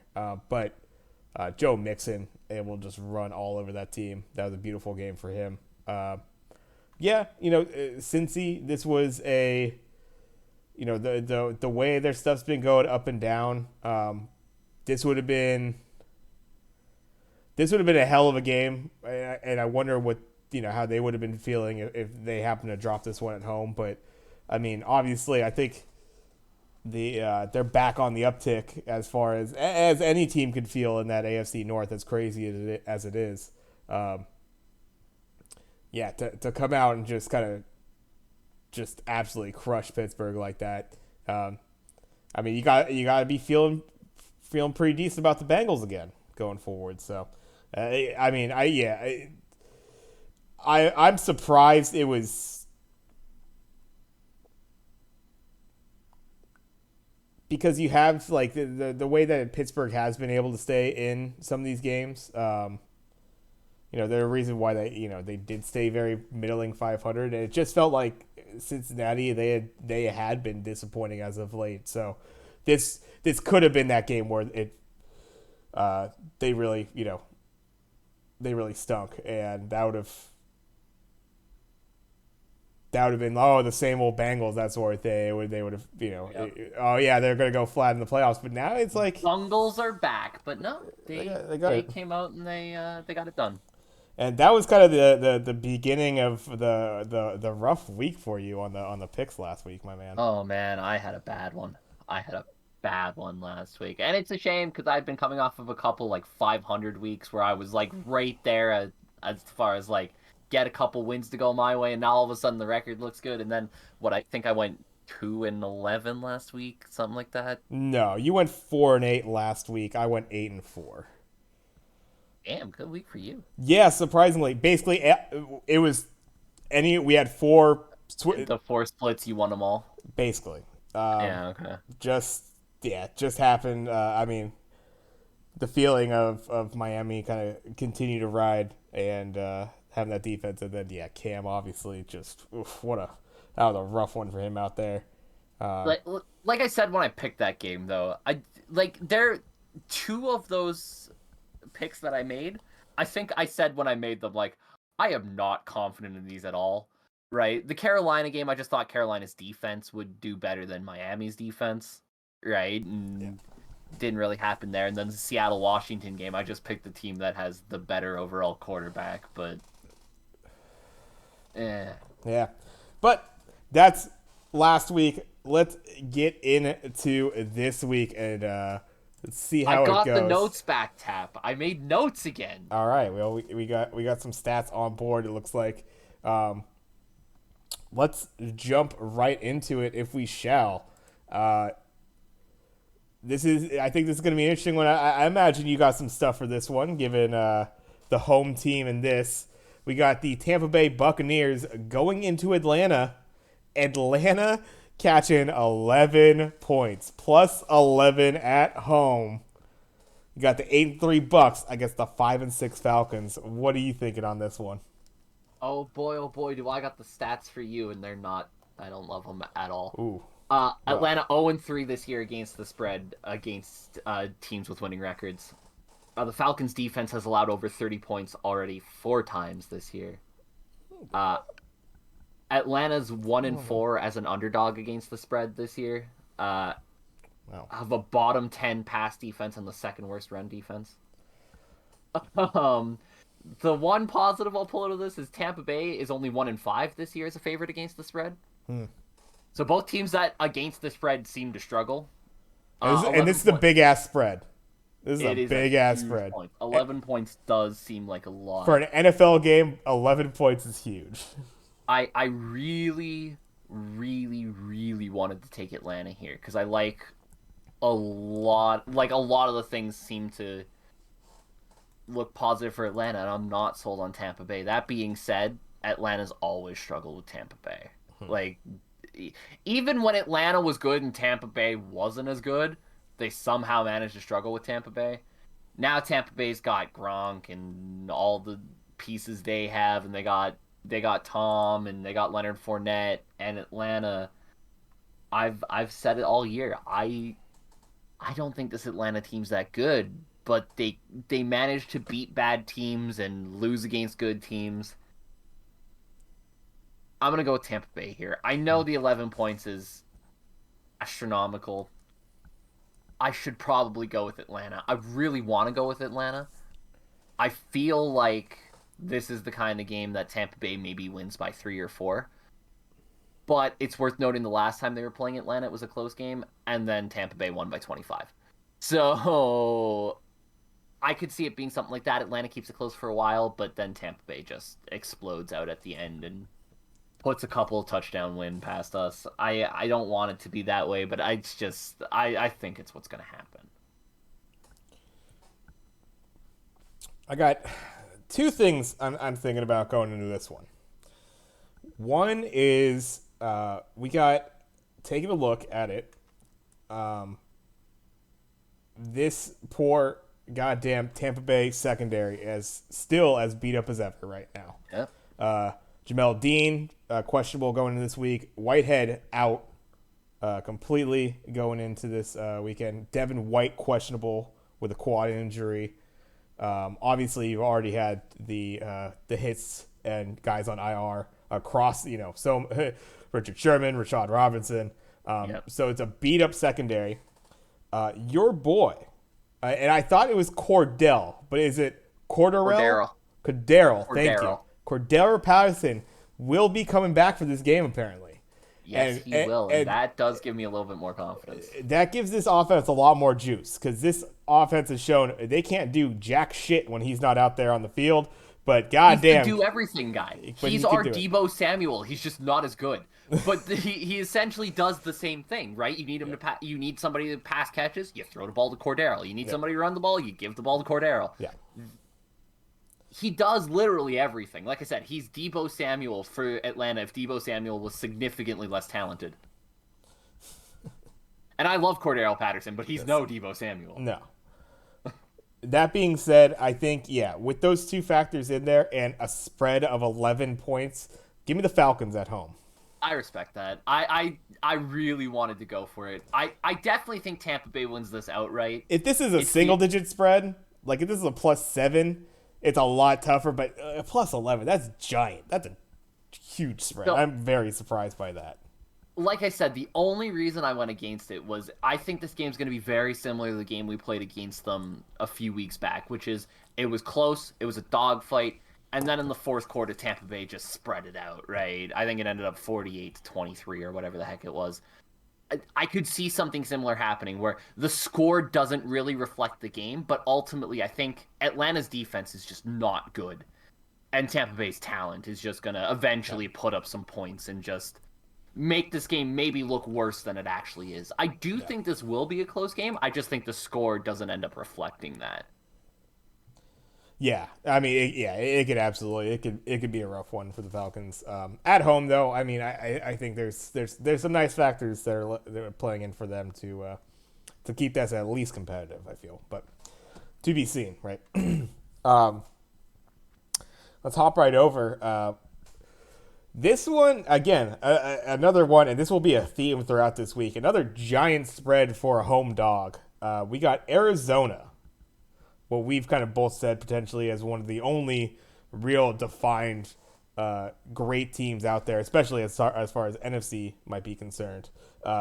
Arizona Cardinals going into Chicago. Chicago getting 7.5 at home as the home dog there. This one, so obviously coming off the bye, we talked about before. You got a Murray that you've kept rested, even though Colt McCoy played just fine, and he kept them afloat just fine. You got to be excited about Murray coming back. This defense, I mean, oh man, I really feel like they're gonna feast on Justin Fields. I feel bad for the kid. Plays.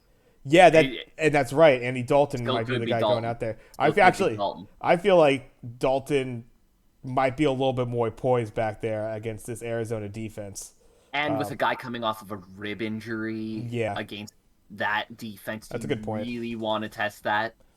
Yeah, that's a good point. Right. I was kind of default thinking that it was going to be Fields, but you're absolutely right. There could be Dalton going out there. I still, you know what? I like Arizona coming off the bye week, coming in with a hopefully pretty fresh Murray. Um, yeah, give me Arizona even at that 7.5. I think they do pretty goddamn good job here against Chicago and take them out. I will say they have Fields here listed as doubtful, which doesn't sound great. Yeah. Anytime you don't even throw the questionable status on somebody, I think you're looking at a bad time. I think we're probably going to see Red Rocket. This is one of the games I have the least amount written for because I think it's one of the most straightforward ones this week. Uh, Chicago's failed to cover in 5 of its last 6 games and are 0-3 at home as the underdog this year. Murray and Hopkins should be back. Everything sounds good to go there. They're still listed on the report as questionable, but from what I understand, they've been practicing this week. They should be good to go. Chicago's offense averages less than 2 touchdowns per game. I think even Colt McCoy can put up more than 7.5, more than 14. Give me Arizona. Yeah, I mean, there's so many things. Justin Fields is doubtful, but you got Allen Robinson doubtful. Goodwin's out. Akeem Hicks is out too. That's going to hurt their defense. And then and Roquan Smith on their defense is Roquan questionable. Smith. That's going to be this is looking like it's going to be bad. pretty rough for the Bears at home. It looks bad for the Bears, and that's probably a good thing for the Bears. Matt Nagy needs to be out of that job like yesterday. So I mean, Bears fans, honestly, I gotta imagine there's Bears fans out there that are cheering against the Bears right now. Like, Matt Nagy needs to go. And for some reason, they're just leaving him there when that team middles, right? Like, if this team goes 6-10, there's a chance they bring back Matt Nagy, because that's what they do. They just default to bringing him back. So I think the Bears fans are probably looking at this thinking, we need some losses here and some ugly ones, and this could be one of them. Yeah. That's I think that's pretty cut and dry. So we both got the cards on that one. Again, 7.5. That's a pretty damn big spread, but you got to feel like this Arizona Not even team. close to big enough for me. Yeah. You put it into double digits, and I might consider putting Chicago in there. But I just feel it's gonna be. I feel like a 2-score game should be. Yeah. Pretty simple there. This one, I mean, you talk about a team that has. They're not torpedoing, but goddamn, have they just been consistently inconsistent. Well, you have a team that was showing some inconsistency there, but is now kind of on a nice little upswing after a very strong win against that Steelers team you had mentioned before. We got the Chargers going into Cincinnati. Cincinnati at a -3 at home here. You got a battle of a 7-4 Cincy team against the 6-5 Chargers. I feel like even though that's 1 game separation, there's a big difference in feeling and how these teams are going trajectory-wise. Obviously, there's a lot to like about how Cincy just came out with that last game. If they stick behind, hey, let's keep giving fucking Joe Mixon the rock. I really like that for this team. I really like, obviously,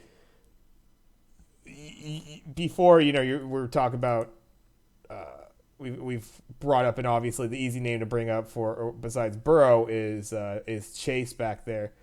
But you had, Higgins for the Bengals. He had a great grab early in that game. That was a hell of a snare for a tutty. So showing some nice little weapons there outside of obviously just Chase. And it's not like they haven't had that before. I think Mixon, you keep him going. If he's able to, get those handoffs again, maybe potentially go into triple digits in the run. I really don't like how unbalanced this Chargers team's been. They could not run the ball at all against the team they should have had some success against. So I really like Cincy in this game at home. So this is one where I think the numbers tell you the whole story. That's it. I will give the Chargers fans a little bit of hope here. The Bengals defense is bottom 10 defending the pass this year. The Chargers have the sixth best passing offense, right? There is something to take there. Cincy has failed to cover the spread in its last 4 home games, and the Chargers are 3-1 as underdogs against the spread this year. That being said, I think here's where the numbers show up. Joe Mixon has multiple touchdowns in 4 straight games. Ooh, okay. And the Chargers have allowed 140 plus yards in 7 games this year on the ground. 140 plus in 7 games this year. Yeah. Joe Mixon's going to feast on this defense. I think the Bengals win this one. Maybe laughing.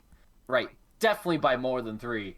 Maybe by a disgusting amount. That Chargers run defense versus a guy who right now is feeling as hot as he ever could. By the way, 140 plus in 7 games against the run this year. They've also given up the 3rd most rushing touchdowns. So I mean, every number you want to look at seems to point to Joe Mixon just absolutely running through a really bad Chargers defense. I think the Bengals win this. I think it might get ugly. Yeah, I mean, yeah, that's pretty telling. The rushing numbers are I think that's going to be a huge factor throughout this game. Also, pretty interesting. You're talking about a Bengals team on the defensive side of the ball. Yes, a little soft on that passing yardage, but a great scoring defense. Yes. Averaging, or keeping their opponents over an average, 20.5 for the season right now. Pretty damn good in that regard. They get to the quarterback as well, top 10 sack defense there, and in the top half of the league for interceptions as well.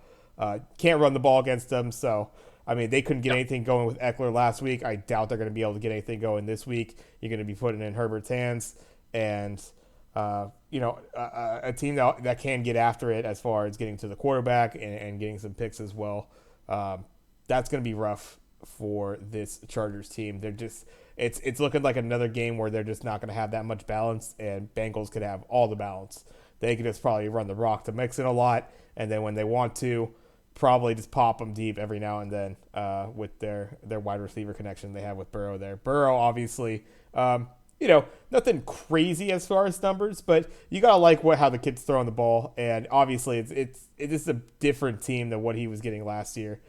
He's not feeling like he's gonna get killed out there when he takes a drop back now. So gotta like how this offense has been able to keep him upright more than last season. It was looking bad last season in some regard. Is this kid gonna be able to stay healthy? Will he make it through his rookie contract? Yes, exactly. So I'm pretty hopeful. The one thing that you can't say, again, another positive potentially for the Chargers here, since coming off the bye, they have alternated losses and wins in their last 5 games. That would mean after that loss in Denver last week, they're due for the win this week. Whether that holds is, it's kind of a shenanigans stat, but something fun. Loss, win. Not a big myself. But yeah, I mean, damn. And that's going to be a Chargers team that's staring down a 500 record all of a sudden, even with just 500 record, potentially the bottom of their division there. Kind of shocking. God damn. And potentially losing a little bit of touch with the rest of the division at the bottom of the division, right?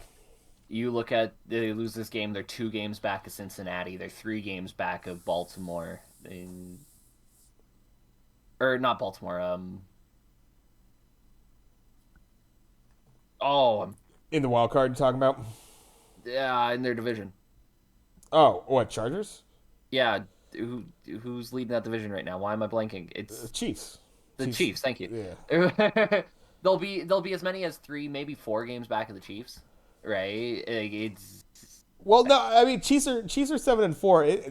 That division is Are still they only pretty 7-4? I tight. thought they were 8-4 for some reason. 7-4, and Okay. they're facing a 6-5 Broncos team. That if the Broncos shock the world, that could be two 7-5 teams right there, dude. Oh man, but isn't that wild though? I mean, and that's going to show. Obviously, Chiefs are looking good now. And sorry, we totally segmented off that, but kind of relates to the Chargers. You're talking about week 6, week 7. We're looking at the Vegas Raiders leading that division, looking really good. The Chargers right behind, and the Chiefs looking pretty bad, especially on the defensive side of the ball, and not really having much consistency as far as helping out Mahomes on the offensive side of the ball. It's like, oh man, this division actually to go someone else besides the Chiefs. And now, fast forward to now, and it's like, yep, Chiefs back on top again, and with a division opponent that they are almost double-digit favorites against at home. It's like it's all lining up for them to be able to take this division again potentially, but it's still very everybody's right there. Everybody's above 500, so Tight in AFC West. absolutely. So I don't know why I was putting the friggin' Chargers in the AFC North, by the way. I don't oh know yeah, why in no, my head you that threw was happening. Cincy in there. Yeah, you got Well, I was throwing them in there with Pittsburgh and Cincy, and I don't know why I was throwing them in the AFC North. Furthest thing from North you could be. but you got Cincy, yes, on this one. Seemed Yeah, like yeah, yeah, I got Cincy. absolutely. Yeah. All right. Maybe going away, potentially a laugher. Here's an interesting one. This Four one is touchdowns for Mixon, by the way. Four. four tutty, Four prediction. tutties for Mixon. Are you talking? Are we talking 4 rushing touchdowns? We Four rushing touchdowns. 4 rushing touchdowns. Mixon's not much of a pass catcher, so I can't imagine they look to get it out to him there. But 4 rushing touchdowns. I honestly think every time he touches the ball, he's got a chance to get past this Chargers defense and get in the end zone. I like it. It's gonna be ugly.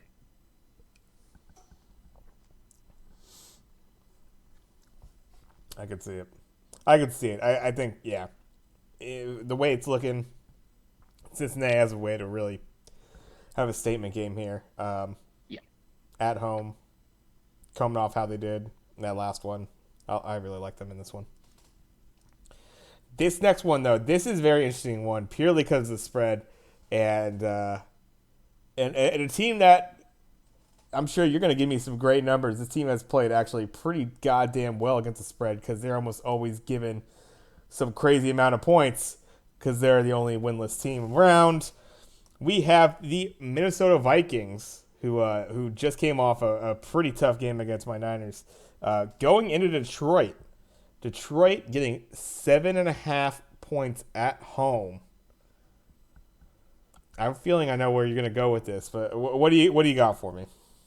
Detroit Yes. at 7-4 on the year is the best team in the NFL against the spread. No Dalvin Cook for Minnesota, no DeAndre Swift for Detroit. That takes a lot of the intrigue out of this game, to be honest with you. 10 of Minnesota's games this year have been decided by one score. 10. Detroit's pass defense is decent enough, right? Where if they don't have to worry about Dalvin Cook, they can make some things happen. And as I said, Detroit is the best team in the NFL against the spread. So obviously I'm picking Minnesota here. I honestly, without DeAndre Swift, I don't think this Detroit team can get 7 points. Like, DeAndre Swift is so much of that offense. If DeAndre Swift was playing in this game, not only would I have Detroit covering the spread, I might put a flyer on Detroit outright. Without DeAndre Swift, nah. Nah. They'll keep the game close-ish, but by close-ish, I mean maybe within 14, definitely not within 7. Minnesota will put up more than... in my head, if Minnesota puts up more than 17 points, they'll win this by more than 7 with a Detroit team that doesn't have DeAndre Swift. I think they do that this week.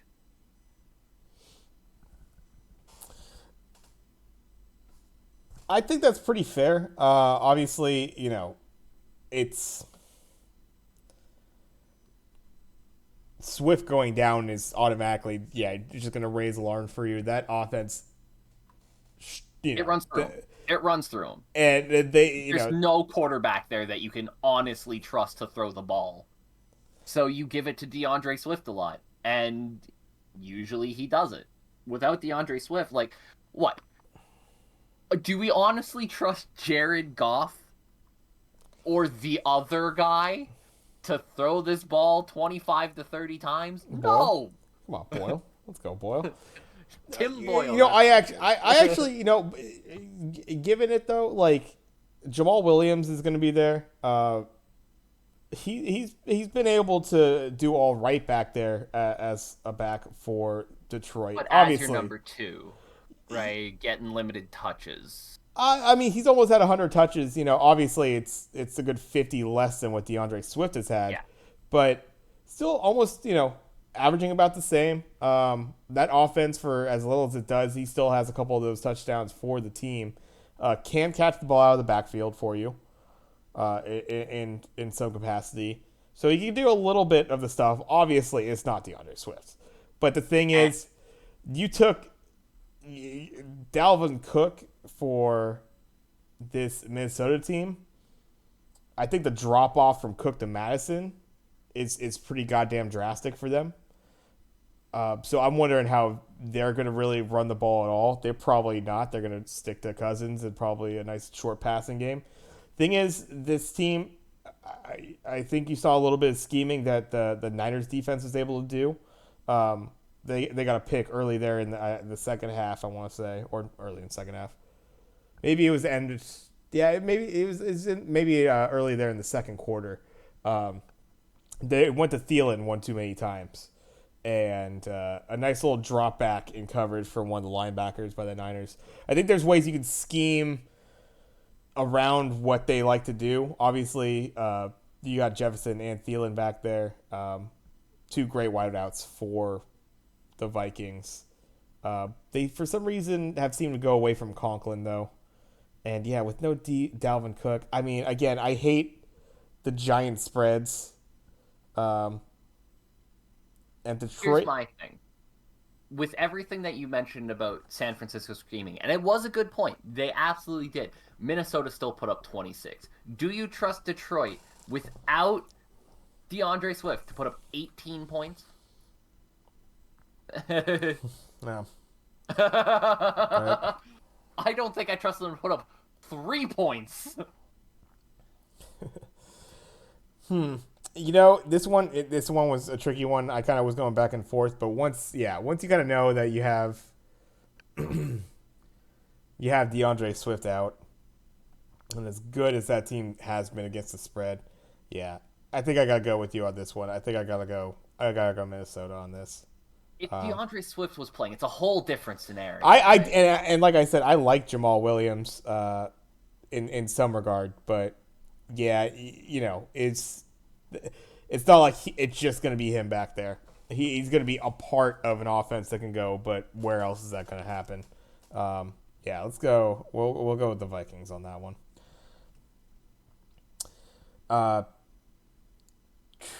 This one, this one's an interesting one, given the performance of both teams last week. Both actually coming off of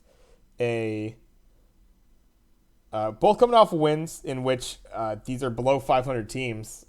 One, though, looking like very much more on the upswing.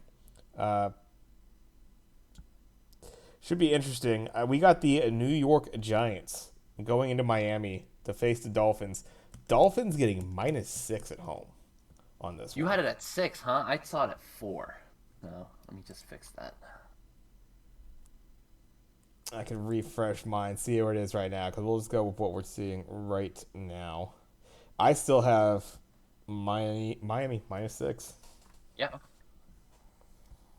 Yeah, I did this. I did this. I think I did this yesterday, so the line might have moved a little bit this morning. Daniel Jones listed as out on this game. That might actually help the Giants.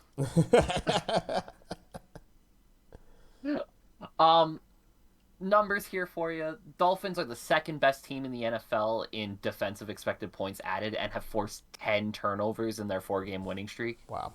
In that same time, the Giants are the worst offense as far as offensive efficiency, are 31st in the league in yards per game and 28th in offensive expected points added.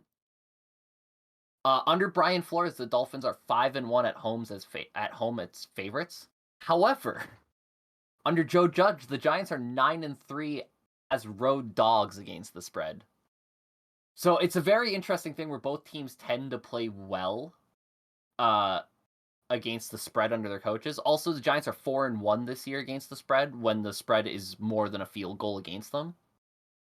So a lot of that. But that being said, I think the most important stat I read was that first one. The Dolphins are the second best team in the NFL in defensive expected points added, whereas the Giants are the least efficient offense.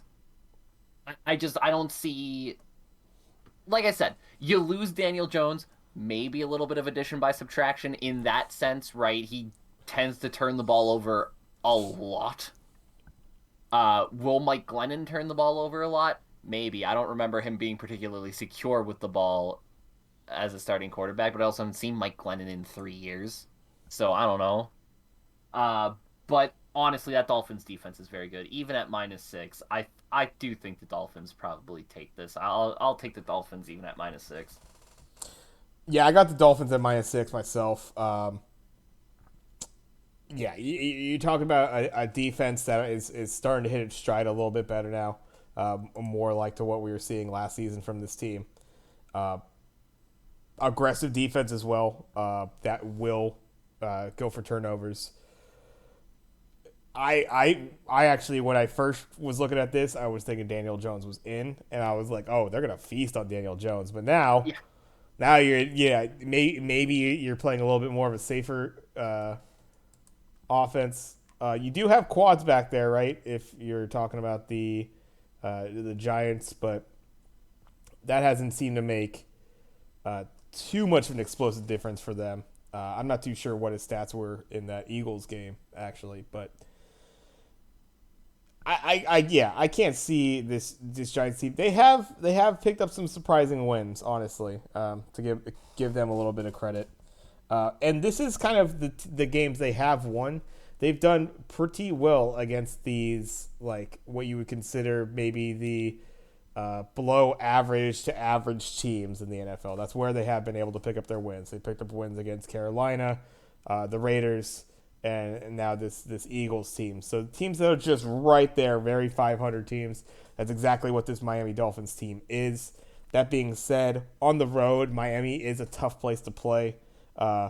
So you always kind of have to factor that in a bit. And yeah, a team that's really hitting stride on a 4-game win streak and has been pretty dominant against the teams they should be beating. I expect Miami to do so here and be able to take this by more than 6 points. So I have Miami as well. Yeah, like I said, that when I read the stats about the Dolphins defense versus the Giants offense, it was like it. I was already leaning Miami, but that was just like 10 turnovers in 4 games versus the Giants. Yeah. That seems like a bad combination. Yeah, I mean, yeah, the any defense that gets after the quarterback and can get some turnovers is you're looking to have a field day against someone like Daniel Jones, right? And yeah, even if he's not in there, you can't feel too great about the Giants' chances, regardless. It's not like Mike Glennon is a significant upgrade over anyone, right? Right. Yeah.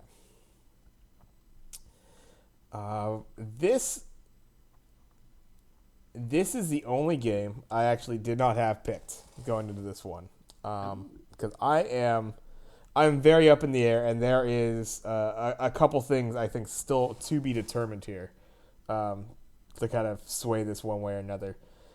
We got the Philadelphia Eagles going in to New York, face the other New York team, the Jets here. Jets getting +7 at home. we got the potential for. It looks like we got Jordan Howard definitely out. Boston Scott is going to be good to go. Yeah. As we brought up before, potentially Jalen Hurts gonna Potentially be Jalen Hurts. he's questionable, so this might be a Gardner Minshew start. I honestly kind of think it's gonna revolve around that, whether Hurts is going in or not. And right now, I'm kind of leaning that he's not. Right, as Sirianni has said, I had the quote right here. Hurts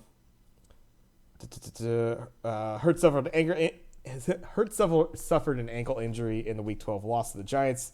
It's been limited all week, and Gardner Minshew has been splitting first team's reps with him. Sirianni made it clear that he won't play Hurts if he's at risk of further injury. When you're talking about ankle injuries, if he's on the field, exactly, he is at risk for further injury. So if he really sticking to his field, he's at risk for further injury. Yeah, if he's on the bike, yeah, whatever. So just from that line, even without saying it, and if he sticks to his guns and stays true to that, you got to expect this to be a Gardner Minshew start. The Jets have obviously been a pretty garbage team for the most part. They did just come off a win against Houston and that Tyrod Taylor team that we were hoping would do a little bit better. The Jets taking another one. They have been surprising in some of their games. Obviously they did pick up that win against Cincinnati earlier in the season. They've kept it close against some teams. A close game against that Colts team. They did get that win against Tennessee. That's right, early in the season. So a Jets team that has had those weird pop. They had that weird Mike White, era, which lasted all of 2.5 games, something like that. I really, it's hard for me to get behind a quarterback that is just kind of coming in with Gardner Minshew. Like that worries the hell out of me. As much as you might rate Minshew against Hurts, it's just the idea of... I get what you're saying. And they have split reps. So he hasn't been taking all the reps for first team, apparently, which is interesting to me as well. +7. Give me the Jets. I think this game stays within those 7 points if it goes Philly's way. I think, honestly... the Jets have shown the potential to, be a little bit of a surprise and be a little bit of an upset here. I don't think they'll do it here. I think they lose this game still, but I don't think they lose it by much.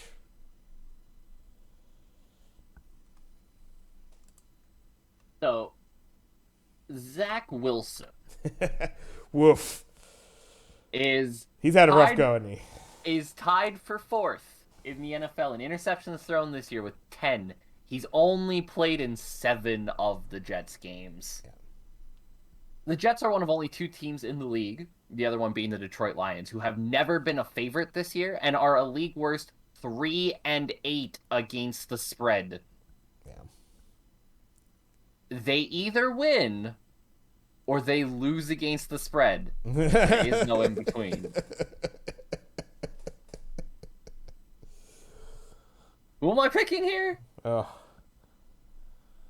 I do have written here. Pick is Jets, Jets. Guys, I'm just kidding. It's the Eagles. Of course the Eagles are gonna win this. I don't care who's. I figure they're gonna win it too, honestly. But that's 7 point spread. I just brought up the fact the Jets either win or they lose against the spread. There has been no in between this year. Doesn't matter what the spread is, the Jets don't cover it.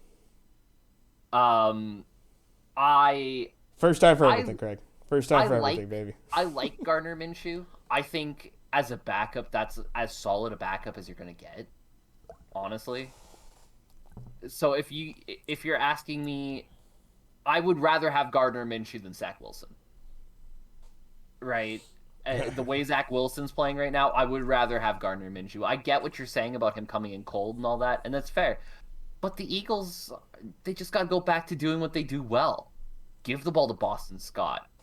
Give the ball to um, Jordan Howard's out, you said, right? I believe so. Yes. Yeah, okay. But yeah, give the ball to Boston Scott. Give the ball to Miles Sanders. Let them do their thing, and you'll beat the Jets by Also, 20. a huge one for the Eagles actually. Jack Driscoll is on the IR with a high ankle sprain. That's a That huge hurts. hit for them. That's a huge hit That for him as far as the tackle is concerned. So that hurts. Give the ball to Boston Scott. Give the ball to Miles Sanders. You'll beat the Jets by 20. oof. I mean, for an Eagles team that has shown a real inability to put up points in some games, um,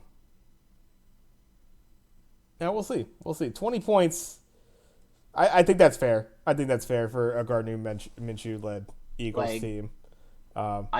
I don't like anything about this Jets team. I honestly think they are worse than the Detroit Lions. And I know that they've won a couple games and Detroit hasn't, and I get that argument, but I honestly think this Jets team is worse than the Detroit Lions. And I even without Jalen Hurts, who's somebody I'm not that sold on anyways, I can't imagine the Jets cover this.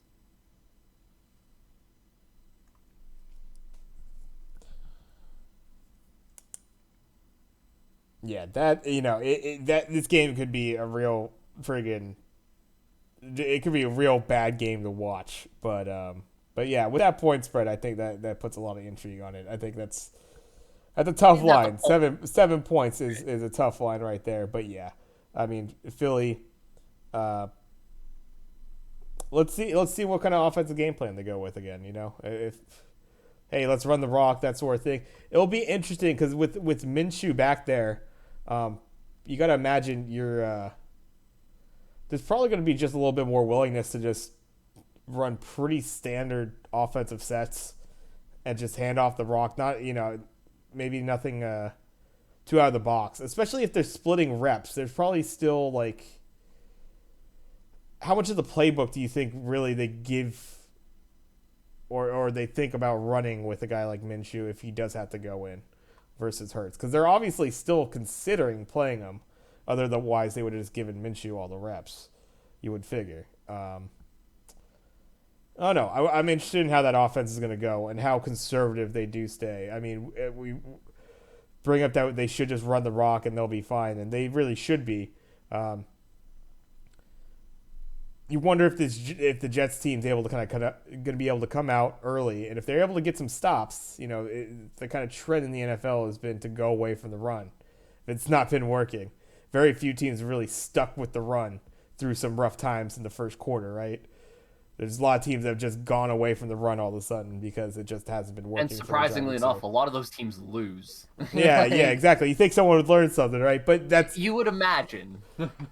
that's kind of. I mean, there are times when the running game has been going well for the Eagles and they haven't gone with it. So No, hopefully, I sure. think Sirianni sticks to that trend and they do run the rock with them. That is their path to success. So and that's with either quarterback, right? That's with Hurts or Minshew back there. You Yeah, I really need don't to be think able to run the rock. I really don't think it matters who plays for Philadelphia. I really don't. Regardless, I don't care if it's Minshew or Hurts. Both of them are better than Zach Wilson and good enough to beat the Jets. And that's not a knock on Zach Wilson, by the way. He's been put in the worst possible situation for a young quarterback, right? He's got no line. There's really not much as far as weapons around him go. They can't run the ball. He's forced to throw the ball like crazy. Like, he's in such a bad situation. I do feel for the guy because at BYU, the guy looked legit. But right now, no, he's not it.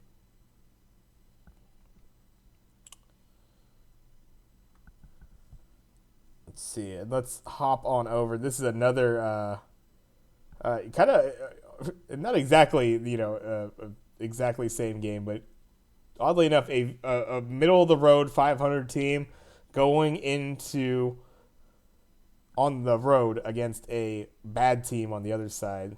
We got the Indianapolis Colts going into Houston to play the Texans. Texans getting plus 10 at home. Another one of these giant spread games.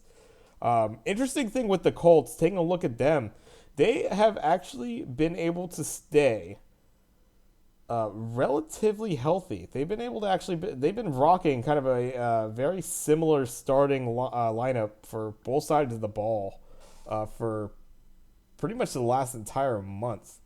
That being said, they unfortunately had that loss against Tampa Bay, a game that looked like after that first half they should have won. Still, you could argue played pretty well. Texans, after a great win against Tennessee, their marquee win of the year, laying an absolute bomb and losing against that Jets team that we were just talking about. This one's tricky. I'm wondering what kind of stats do we got against the spread for these two teams, because I have a feeling it's not going to be good for one of these sides as far as against the spread. Well, as far as against the spread goes, you are correct. It's not good for one of these sides. Although not as bad as you might think. Uh, Indianapolis this year has been very good against the spread. They're 7-5 against the spread this year. They've been very good against the spread. The Texans surprisingly only 5-6 against the spread. Oh. And the numbers are a lot better as a home dog, where they're 3-1 against the spread. Now,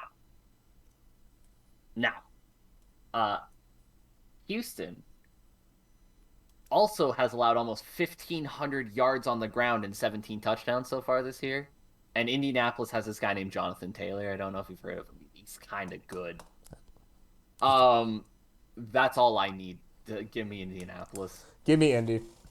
Give me Indy. I think this is a runaway game. I saw that as well. This is a great game for the Colts. They match up against this team very well. Such a bad matchup for Houston. Yeah. On a side note, do you want to feel a little bit worse about that Colts pick? Tyrod Taylor in his last 11 starts is 9-2 against the spread, and in his career is 8-3-1 when the spread is 6 points or more. Nice. Does that change your opinion in any way? Oh no, not off the Colts, but it's interesting to take in. Yeah, no. It's interesting. Yeah. I actually had it here as a side note because I didn't even think it factored into my decision to pick the Colts. It's like, it's an interesting stat. Tyrod's very good against the spread. It's not gonna save Tennessee here. It's just such a bad matchup. Yeah. You put one of the league's worst run defenses against Jonathan Taylor. It's just such a bad matchup. Right? And it's not just they allow a bunch of yards, they allow a bunch of touchdowns too, right? Like, teams run the ball down the field with them, and then they run into the end zone. And, oh boy, Jonathan Taylor's gonna feast. Yeah, I mean, you're talking about a pretty damn good scoring offense in general, going against one of the worst scoring defenses. Rush... one of the best rushing teams against one of the worst rushing teams. Yeah. And I think in general, you're just talking about a Texans team that, like, they get that win against Tennessee, and you'd be like, okay, yeah, against the Jets stink. They should be able to. They're not as bad as the Jets, and then they just go and just kind of fade away and lose that game against the Jets, and just excuse me, and just kind of like it reminds you, it's like, oh yeah, no, they suck, and why did like, I like Tyrod and that sort of thing, and I feel like, oh man, that should be a guy that can get you the win too, like, yeah, in a heads up matchup against Wilson there, but. Yeah. Houston's just systemically flawed, right? Like, right, exactly. it's even. I mean, it goes well beyond the players on the field at this True, point, right? absolutely, yeah, That whole team, the system of that team is just rotten. yeah. And they need a full on culture change, clear house kind of thing if they really want to get this thing restarted. And honestly, I think that might go as high up as ownership. Like, there's a systemic problem in Houston, and I don't think you're fixing it anytime soon. We'll head on to the next one here. This one was one of the only games. I wrote it down. I saw the spread. I didn't even have to take a look at the stats otherwise. And then you start taking a look at maybe the injury reports and that sort of thing. I feel even a little bit better about my pick. We got the Washington emails going into Las Vegas to play the Raiders. Raiders -1 at home. At least that's what I got when I first wrote this down. After the fact, I got the confirmation or read the confirmation that McKissick and Landon Collins are going to be out for this game as well. As well, Ricky Seals Jones. Ooh. Oh no. Well, he was yeah. listed as questionable on the report, but the report coming out of Washington is he left practice early today, and it's not good. His hip is messed up apparently. Well, they did just get Logan Thomas back, so that's a little upside for them. They got their main guy back, but yeah, I do like Ricky Seals Jones. Um, yeah, Curtis Samuel questionable going into this game. So many pieces hurting. I really liked taking a look at it. The Vegas, obviously, they're kind of coming in off a uh, nice little dub they got against Dallas there on Thanksgiving, the best game of Thanksgiving night. So we all thank them for that one as well. Um, yeah, right when I saw it, I just like the Raiders at home here in a situation where they really got to lock down a win to start getting back into this playoff hunt. Yeah, so I was the exact same way, by the way. I saw this right away, and I was like, Vegas is only getting -1? Yeah, Like, no, that's an easy one. And then I looked at the stats, and it made me feel even better. Um, Vegas is 6-0 this year when Derek Carr throws for 300 plus yards. Washington's pass defense, I don't know if you've seen the amount of yards they give up. It's a lot. hmm. It's not a great pass defense. Washington's only 1-5 this year against the spread against teams with winning records. They've only beaten one team above 500 this year. It's the Tampa Bay game. Uh, Now Vegas will be without Darren Waller. That's going to be a big loss for them. Josh Jacobs is questionable. Last I heard, it sounds like they think he'll probably play, but I mean those things change on an hourly basis. So I could look it up now, and he could be out, but Yeah, he's no, questionable. Yeah. Phyllis says questionable, but he was practicing today. He practiced yesterday, so it's usually a pretty good sign. As you mentioned, Washington without McKissick, without Ricky Seals Jones, without you mentioned the other name and it just left my head there. Landon Collins, Yeah. right? Like there, it's just everything is bad here for Washington. I don't think the emails can win this outright, and that's essentially what they're telling you with the line. Can they keep it close? Maybe, but with those injuries, I think even that might be a bit of a tall task for them. I think Vegas is finally starting to get it back together, right? They had that rough patch where everything in the world conspired against them. It looks like last week they got it back together against Dallas. It looks like Deshaun Jackson came back in a little bit of prime form there, giving them that deep threat again that they're missing without Henry Ruggs. I Everything here lines up for Vegas to win this and win this probably pretty convincingly. Only worrying thing I would say about this game for the Raiders, you're looking at a as far as the injury to Josh Jacobs, like you don't want to have him go down any longer than he needs to. They have some all right backups there. I do like Drake. Yeah. Um, so we'll see about that. Darren Waller, again, you hate to see that. you don't want him getting any further injured. I actually really like Foster Moreau, the backup tight end they have over there for the Raiders. So I think they'll be fine there. Um, the interesting thing with the how the betting is going on this. Raiders are getting 75% of the bets. They're getting 81% of the money. It's like so heavily stacked toward the Raiders, and everything makes you think to pick the Raiders in this situation. It seems like a gimme. Sometimes those are always the trap games for you. But yeah, you just wonder where Washington is going to be able to get the offense going. The only thing I think they have is if Heineke's able to just death by a thousand cuts sort of get through this game again. If there's one thing that this Washington football team has done well, it has been time of possession. Yeah, Just long they can hold drives the to be ball. able exactly. So if How they much could of that is hampered without J.D. McKissick, though? exactly, um, they'll be looking to get Gibson, I guess. Um, Yeah, he's no J.D. McKissick, right? Like, that's the thing, right? When you lose a running back the quality of J.D. McKissick, it's it's hard to fill. yeah. I mean, Gibson's been the one they've been going to for the most part. They actually haven't had McKissick very much, but they'd much rather have obviously McKissick in there. So Yeah, but again, I also pointed out that they are 1-5 this year against teams with winning records. Right? They've been getting through without McKissick because they've been playing teams who are less good than them.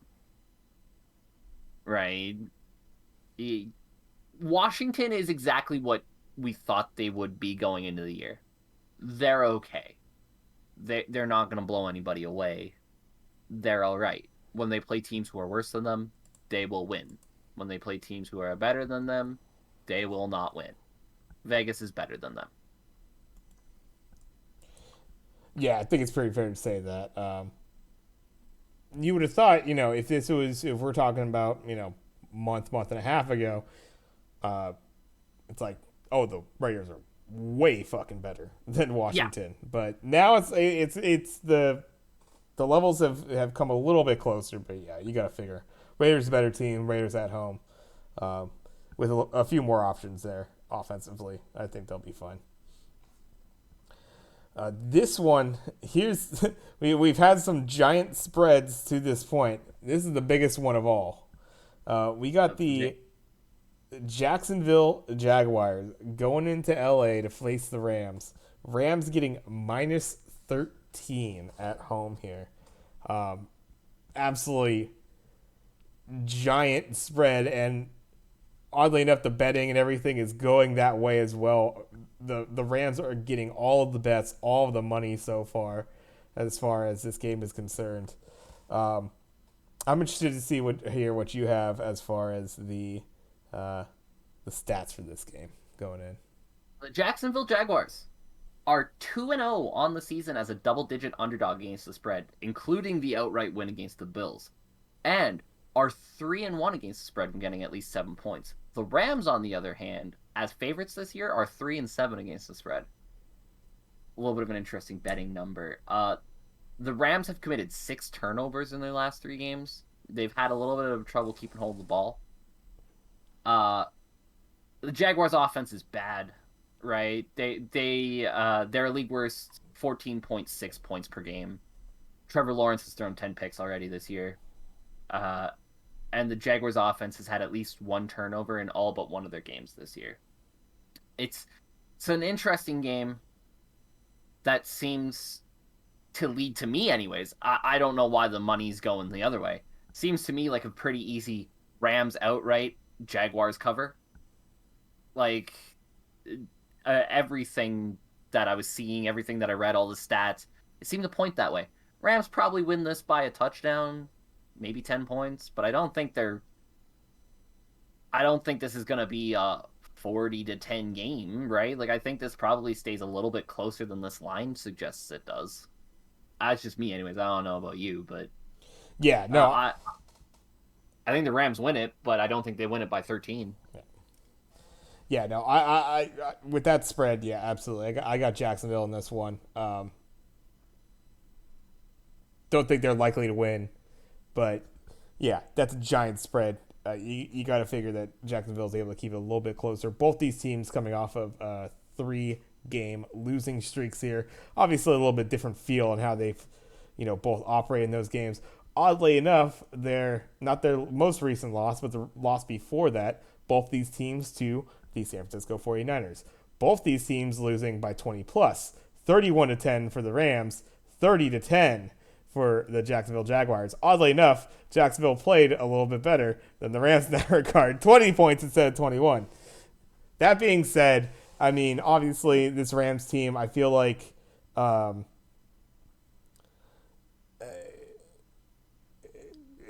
the talent is there's too much talent there on the field for this team to be doing anything. Like, this might not be a 13-plus point win. I think you could still have a dominant looking win. Oh yeah, with a 10-point win here. So I think they'll look pretty good out there for the most part against this Jags team. I don't think this Jags team will be too much of a threat, but yeah, you got to just expect that's just it's just too massive of a spread. Basically, I just kept going to that. It's like everything you could look at so many of the stats and everything looks really bad for the Jags, and you could see, games do happen. These 20-point games do happen, but to really kind of bet the money that that's going to be the case, it's really hard to do that. So I see this line and it just screams backdoor cover to me. Right? Rams are up 30-10 going into the fourth quarter. They kind of put it into coast. Jaguars put up a couple scores to make it look better than it was. It just screams that to me. Yeah. So yeah, I mean, and yeah, I think the first I saw that right away, and when I saw that line, it's like you can't go with that. This one, I'm gonna really love to hear your take on this game. I almost know immediately who you're gonna take potentially, but maybe you'll surprise me. We got Baltimore Ravens going into Pittsburgh, face the Steelers. Steelers plus 4.5 at home here. This has all the makings for a very ugly game. You're talking about in Pittsburgh, so right there you're getting probably not the favorable conditions, frigid as hell. It's like Pittsburgh. I've seen this game so many times in Pittsburgh. It's cold as hell, but it's bright. So you have shitty like sun coming in and down at your eyes. So it's like blinding. It's like you're getting snowblind almost. Yeah. Baltimore has played so many of their games close that even just 4.5 points, I like Baltimore outright myself. I like Pittsburgh to keep this within 4.5 points here at home. I think it's just going to be that kind of ugly game. Baltimore's won a lot of these ugly games. I can see Baltimore just winning this by maybe about 3 points or so. So I like Pitt on this one. I'm interested to hear what you got for it though. So Lamar Jackson, in his career against the Steelers, has not been good. It's worth noting. He's thrown 3 touchdowns to his 5 interceptions that he's thrown. He's been sacked 9 times in the 2 games that he's played against them. Oof. Numbers are bad. That being said, the Steelers do have a bottom 5 run defense in the NFL and no TJ Watt, which makes that even worse. Baltimore's pass defense hasn't been fantastic, but I put no stock in Ben to take advantage of that, really. And they have the second best run defense against that really, really porous Pittsburgh offensive line, right? Like, I think it's going to be a rough day to be Najee Harris. Pittsburgh are 1-5 this year against the spread at home. They're bad at home. They are bad at home. They're just a bad team at home. I flip-flopped on this a little bit. I at first had Pittsburgh. At one point, I thought I had Pittsburgh outright. I'll take the Ravens with the points. I don't think... Here's the thing. I don't think this is going to be a flashy, fun, fantastic game, but I think Lamar's got enough to beat them by 6, right? Like 6 or 7. I don't like this Pittsburgh team at all. I think they're bad. And the one week I believed in them to not be bad, they proved they were bad. I, fool me once, shame on you. Fool me twice, shame on me. You're a bad team. I know you're a bad team. Dude, go out and play like a bad team. Yeah, I mean it's gonna be ugly. It's gonna probably be a lot of ineffective offense on the field. I think on both sides. For some reason, Baltimore has just really struggled to like consistently put offense on the board. Last 2 wins they had, only putting up 16 points in both those games. One against the Chicago team that you would figure they should be able to just kind of stomp, and that was a tough tough win for them. You got to figure that this Pittsburgh team, just given the record and at least going 500 against it, better team than that Chicago team. So it's like if they're playing Chicago close, how are they going to play this Pittsburgh team? But it's tough to say. Detroit. Tied Detroit, that's right. But yeah, last 3 wins for the Ravens, you're talking about 6 points, 3 points, 3 points. So yeah, it's just they're tough. The Ravens are this weird enigma of a team that at any given point in a game can change the way they're playing. They can be playing really well and then just fall off a cliff. They could be playing like shit and pick it up. And it's a roller coaster. It's not just one movement over the course of a game, right? It's insane the way that the Ravens play because you never know if they're good. I still to this day don't know if the Ravens are a good team or not. I know Pittsburgh's bad. That's fair enough. I think, yeah. I mean, you tie the worst team potentially in the league, as the Detroit Lions have shown.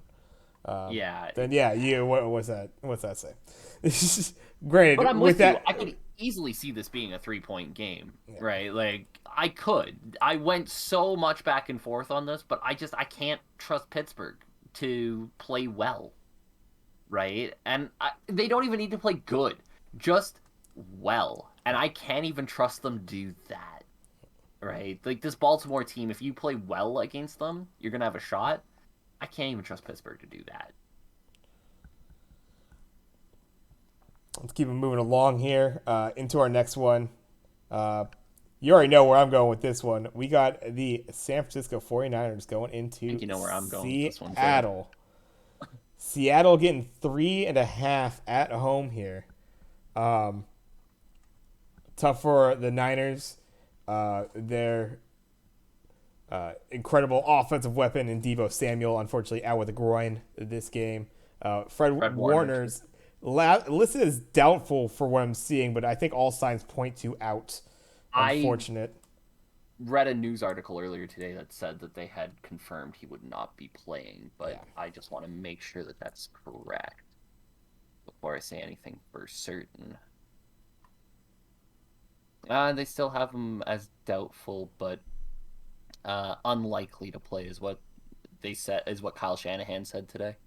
What's nice with that, I mean, the linebackers, definitely some of the second string guys have stepped up and started playing a little bit better for the Niners. There have been a few other guys going out, so they've been getting in the rotation. So a little bit of a saving grace there. And you got guys like Brandon Ayuk and Elijah Mitchell who are starting to pop. Elijah Mitchell, obviously, injuries have kind of kept him potentially out in games, but he looks to be fully back. Brandon Ayuk starting to emerge a little bit. Jawan Jennings, you always have the weapons like Juice and Kittle out there. So you know where I'm going. I love my Niners on the road. This Seattle team fucking sucks.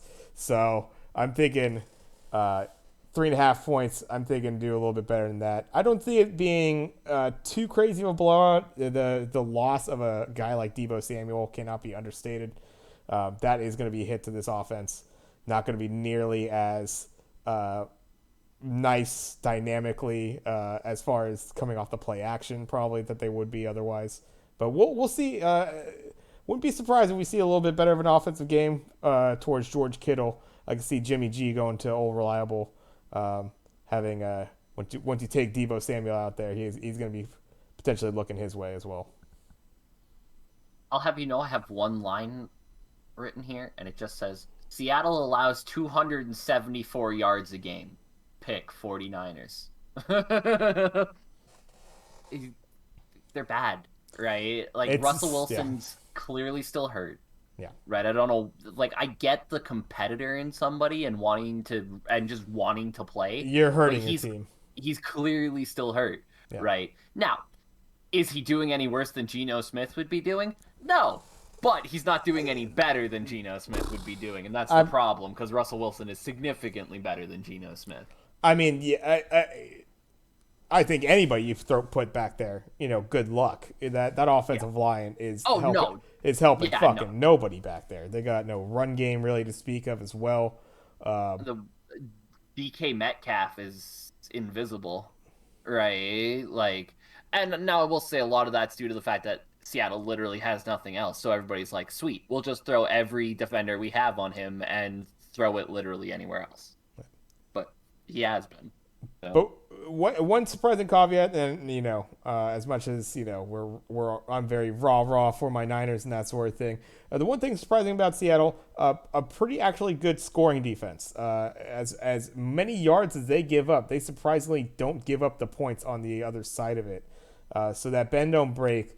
It has hit the Niners before. Haven't been the absolute greatest at converting their fourth downs when they've been put in those tricky situations. But now you're talking about even a guy like Robbie Goldback, talk about kickers and that sort of thing. But I think that could be a little bit of a factor for a team that like Seattle that can potentially limit the points on one end there.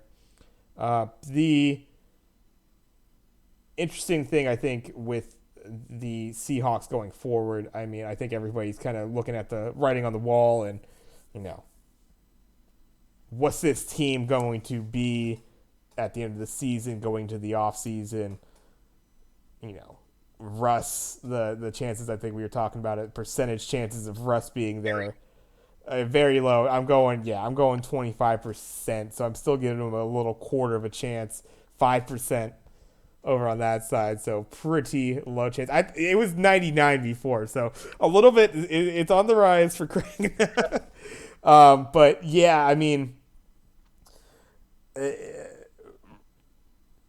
it's such a shame that Russell did man, because I feel like Geno Smith at least a healthy Geno Smith.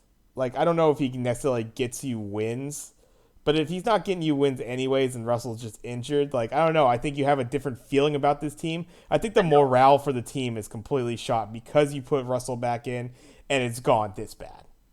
Yeah, I agree. I think, like I said, I don't think the results are any different, regardless of whether Geno Smith or Russell Wilson is That's fair. playing.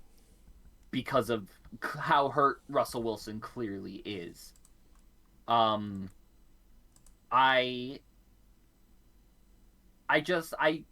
don't know. Shame on the Seahawks here. A lot of shit. A lot of people. Everybody sees it. We all see how hurt Russell Wilson is, right? He goes to throw the ball, he throws it, and you see him grab his hand every time, right? You see how much that finger is bothering him. Somebody on that team needs to go up to the guy who made it to the NFL, which means that he's got a certain level of compete in him and a certain level of I want to play no matter what in him. Somebody on that team's got to go up to him and go, listen, dude, you're hurt. Heal. Get out of here. Rest. Come back at 100. What are you doing to yourself right now? That to me is the sign of a really poorly run organization. You look at the difference between that and Arizona, right? Where Arizona was looking at their situation and went, well, it's not like we have much to gain by playing Kyler Murray right now or DeAndre Hopkins right now. So sit him. Let him take the bye week off. Let him take another week off, right? We'll play what we got. What happens, happens. Yeah, we might lose with Colt McCoy. But we can. I would rather do that than bring back a guy who's hurt and make it worse. And what's interesting in that situation is it's exactly flipped as far as where the teams are situationally. The Cardinals are a team that's at the top. You figure they would be wanting to get their starter back in there sooner. While the Seattle Seahawks have been doing garbage all year, why rush a guy back in that situation to just get killed back there? So, like, yeah, it's all kind of backwards as far as how they played that. Yeah, I understand the competitive nature. I think it should have been. I think it should have been done after the first half in that Green Bay game. Oh, oh yeah, you could see right away. You're like, dude, you can't go. You Like can't. that hand's not ready, right? Like you grab it every time, and it's 2021. TV cameras catch everything. We see every time you go back to the huddle like this, right? And every time you go off to the sideline and you're shaking the hand, we see all that. We know it hurts. Why? And you and me can see this, right? I get like I have trouble blaming Russell Wilson for that because like I said, when you to get to that level of athletics to get to the level where you are getting paid millions upon millions of dollars to do it, there's a drive there that can't be overstated. There's a level of competitiveness that can't be overstated and the idea of if I'm sitting on my couch, somebody's getting better than me, right? To get to that level, that is instilled in you and you need somebody around you and usually it's a coaching staff or a general manager to say listen, i I love the drive but you're not there, right? And he clearly nobody in Seattle's doing that for him and that to me almost damns his chances of going back to Seattle more, right? The fact that nobody in Seattle would look out for this guy's health and go listen, get better, then come back because you're clearly not there yet. Yeah, I mean, yeah, and we'll see. We'll see where he ends up. Yeah, again, don't think it's very likely. A team that I do think he has the potential to end up with next season. Denver Broncos. Denver Broncos this next week going into Kansas City. Face the Chiefs. Chiefs getting 9.5. Minus 9.5 at home That line against for the me. Broncos. Check that line for me. Crazy 'Cause line. Yeah, I'll I saw refresh it again. at 10. So maybe it's moved on me. Yeah, minus 9.5 is what I got right Yeah. now. Not a huge difference, but it has moved on me. Yes. Obviously, you got a Kansas City team. Uh, they've really started kicking. All of a sudden, they're winning games. They're looking a lot more like you would I have mean, figured they'd be looking, right? yes, it's not Winning like games, not yeah, pretty they're all the they're time. winning. They're not necessarily doing it in the Chiefs fashion, right? 19-9 over the Cowboys, that's not what you'd consider a Chiefs win. It's an impressive win because of who they played, but not what you'd consider a Chiefs win, right? Now obviously what they did to the Raiders, but again, 13-7 against Jordan Love, Yeah. right?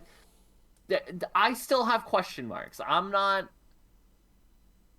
rah Chiefs yet. I still have question marks. Well, Uh, yeah, yeah, and that's completely fair. This is I mean, early on they were looking nothing like they'd be able to win any kind of streak of games. They were looking pretty yeah, bad. That defense has come around quite a bit. I mean, those are all low scoring games, but that defense is keeping that other team to 7, 9, 14, 17 points. Pretty goddamn yeah. good in that regard.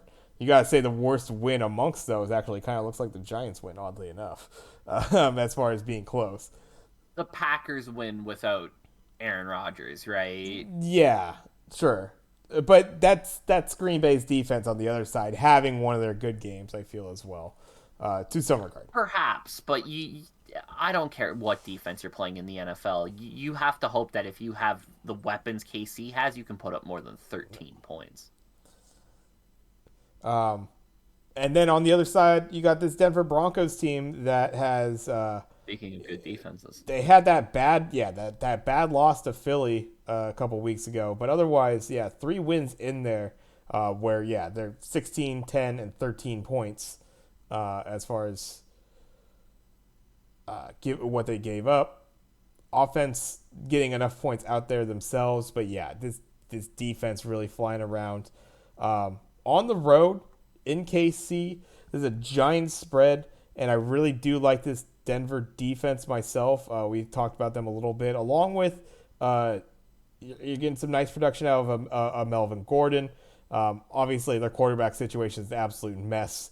That's going to be the unfortunate part for this team kind of going forward. But against that spread, even on the road, I actually like Denver on this one against the Chiefs. So the Chiefs have beaten the Broncos in 11 straight games, and 3 of the past 4 were 20 plus. Whew. The Chiefs haven't trailed in their last 3 games. That being said, the Broncos are 3-2 against the spread this year on the road, whereas at home the Chiefs are only 1-5. Mahomes has thrown 11 interceptions already this year. That's tied for third most in the NFL.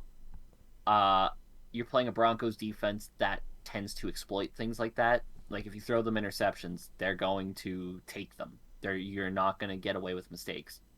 Uh, there's a lot of things in here that would make you think the Chiefs are going to win this big, but this isn't the Chiefs team that has won like that recently, right? 3 of those past 4 games decided by 20 points were all in the last 2 years, right? This isn't that team All right. that's ripping off 50 points for fun. Chiefs are going to win this game. They're not going to win it by 9.5. I got the Chiefs outright, but I think the Broncos keep this thing close. Yeah, definitely. Yeah, I think Denver defense. They've been showing out. They've been keeping this team in games fairly well, and honestly, the offense actually putting up some more points than you would figure for kind of the kind of muddled situation they seem to be in. But they got just enough, it seems like, going out. So It's defense leading to offense, right? yeah, Like when you have a defense like Denver's that forces turnovers, that forces short fields, it makes the offense a lot easier when you're starting at the 40, at the 30, right? That's how you help out an offense that's maybe not as talented. When you have a defense that good and you create turnovers off of it, right? Now all of a sudden that helps that offense a great deal, right? And I think that's a lot of what you're seeing with Denver recently is that defense is just that good that it puts that offense in positions where it's like you go 3 and out, we're getting 3 points. yeah. I think Denver definitely should be able to keep this a little closer than what 9.5, 10, whatever that spread is, looks to be. And then we'll move right on to it. This probably is, I would say, the game of the week, No question. and right there at the end of the week too. So a nice little finale on Monday night here. We got the New England Patriots, the new leaders of the AFC East, against the former leaders of the AFC East, the Buffalo Bills, 8-4 versus 7-4. Buffalo getting a -2.5 here at home. Interesting as far as the bet numbers are concerned. 71% of the bets for New England, 69% of the money. So a lot of that favoring that New England side. That spread pretty goddamn close. So obviously a little bit more of a pick 'em than anything. Very interesting as well, I guess. Looks like New England Patriots have played the Bills pretty goddamn well when they go into Buffalo. So maybe that home field not as much of a factor as there has been before. Both these teams, though, obviously, two of the class of the AFC. It's kind of interesting. What do we got for the against the spread stats on this one? So, just a few interesting little nuggets of stats here because I think this game pretty much describes itself when you look at the records and the teams, right? This is going to be very close. But New England since week 5 has forced 20 turnovers. That is by far the most in the NFL. And it's better than 7 teams have produced all year, right? Mac Jones is top 10 in the league in passing yards. Only thrown 8 picks, 16 touchdowns. He's been having a great rookie year. The Bills' pass defense is the best in the NFL as far as yards allowed. However, they will be without Tre'Davious White, and that's Yes. a big loss. Now, usually I'd save this for the end, but since we're talking about Tre'Davious White, shout out to Bills fans for being cool as fuck. I don't know if you've heard about this, but the Bills have donated $108,000 to food banks in Shreveport, Louisiana, which is Tre'Davious White's hometown, in increments of $27 a piece, right? His jersey number. And they're up to $108,000 raised for food banks in Shreveport. I think that's cool as fuck. Bills Mafia does this every once in a while. Shout outs to them for being awesome. Oh, yeah. That's just a really cool side thing. I was actually looking up Tre'Davious White's numbers and that popped up, and I was like, oh, that's cool as hell. So shout out to Bills Mafia. But Tre'Davious White being down is a big loss Yeah. for that Bills defense. Patriots are 4-1 against the spread on the road this year. Bills are 2-1 at home. They've both been pretty good on the against the spread numbers throughout because they're both good teams. This is a tight game. This is going to be a really tight game. That being said, I've been bullish on the Patriots all year. I really think this is a good Patriots team, and that Belichick defense is going to come into cold weather, and it's not going to bother them. It's going to be cold. There's a chance of snow, right? It's not going to bother that Patriots defense, right? And it's probably not going to bother a lot of that Patriots offense, right? That Patriots offensive line, they've all been through the snow games, right? Playing Boston, they've all been through the snow. The one caveat to that is Mac Jones, who grew up in Mississippi, plays college ball in Alabama, probably never seen snow in his life, let alone played game in it. It could be an interesting thing, but he seems poised, right? Like he seems like a very confident young guy. I don't think it's gonna affect him. I do like the Patriots in this game. Um, but it is a barn burner of a matchup that's got huge playoff implications and could really go either way. Yeah. I gotta say, I mean, yeah, you really, I don't think you could. This one's a tough one. I don't think you go bad in your decision, go either way with it. Um, the You're talking about pretty much your number one and number two defenses right here. In a game that probably is going to be cold, a little ugly in some parts. You would expect the defenses to be able to come out and perform pretty well. The one thing, the Patriots' rush defense has not been all of Not been that great. fantastic. No, not been fantastic. And But do the Bills have anybody who can exploit that? I think Singletary, he hasn't been producing numbers like that as of late. I don't know. I think a little dinged up this season, if I could recall. I'm not too sure what his injury history has been throughout the season, but you also obviously have Josh Allen out there. Josh Allen, He's maybe a gonna little bit he's gonna more. create Yeah. some offense for you. Yeah, the loss of Tre'Davious White is definitely that one's gonna hurt. Yeah, that one's gonna hurt this Huge. defense. I don't know how much you're talking about. You know, a true like slinging around game this was gonna be. Like we said, probably pretty ugly. So I don't know how much that would have been the factor, anyways. But yeah, you can't deny what a defensive back like that does do for your team. Yeah. That being said, I think this is one of those times where even despite the success that the Patriots have had within kind of the recent spread of games against the Buffalo Bills, it's kind of a different Bills team as of late. Obviously, they have had a little bit of they had a little stumbling period there, but you talk about one of the best teams in the AFC. I think myself, if we're talking about this Week 16 game and these teams are kind of on the same trajectory, honestly would take New England at home there.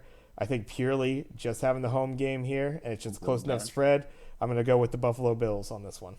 Can't argue it, honestly. You could literally go either way on this one and have 50 different points of why you should pick the Bills or 50 different points of why you should pick the Patriots. Yeah. They're To me, this is the battle of the two best teams in the AFC right now. I like I said, Baltimore don't like, Kansas City don't like. To me, New England and Buffalo have shown to be the two best in the AFC, and we get two of these games in the next 3 weeks. It's going to be fun to watch. I think so. It's going to be a great finale here for the end of the week. So going through, just got to take a quick look. Games that we're split on right from the get-go. Split on that Tampa Bay Atlanta game. I actually have Atlanta being able to cover that 11 points there. Craig has Tampa Bay. Philadelphia versus the New York Jets. I have the Jets being able to keep it within that 7 points. Craig has the Eagles. We got the Baltimore Ravens going into Pittsburgh against the Steelers. I got Pitt being able to keep it within that 4.5. Craig has Baltimore. And then that last one we just went through, New England going into Buffalo. In a very tight one, I think I have Buffalo just slightly. Craig has New England just slightly. So another 4-game split between us. Should be, we'll see how we do this week. I just hope I keep it around 500. That'd be nice. Can't do much worse than I did last week, so. But let's see. Let's go ahead and jump in. Got a couple extra things we could talk about. One that I know we both had on kind of our list, and then one is something we've talked about a couple times, maybe off the air. That I think we can finally maybe get to round as we're just getting to the beginning of December here. I think first things first, though, kind of the biggest news, obviously, is the MLB in their offseason now going into their first lockout since the mid-90s, I believe. 95. Yeah. The year the Expos got robbed of a World Series, probably. Right, exactly. And probably their team. They win that World Series, you get some fan interest there. Bring in some money. Oh, how history could have been different. So, I mean, the thing is, I think some people will look at this and it's like, okay, well, it's off season. Probably won't start affecting, but I mean, sounds bad. Baseball sounds like they're not close. It seems like it's pretty contentious. Like it doesn't seem like they. It is. What's interesting about it is the amount of. Like immediately, the one thing that surprised me was, I guess, the baseball players, MLB players, started to have their images scrubbed off the MLB website. Scrubbed, yeah, from the MLB website. That's wild to me. That's not something you do if you're close on negotiations. Like,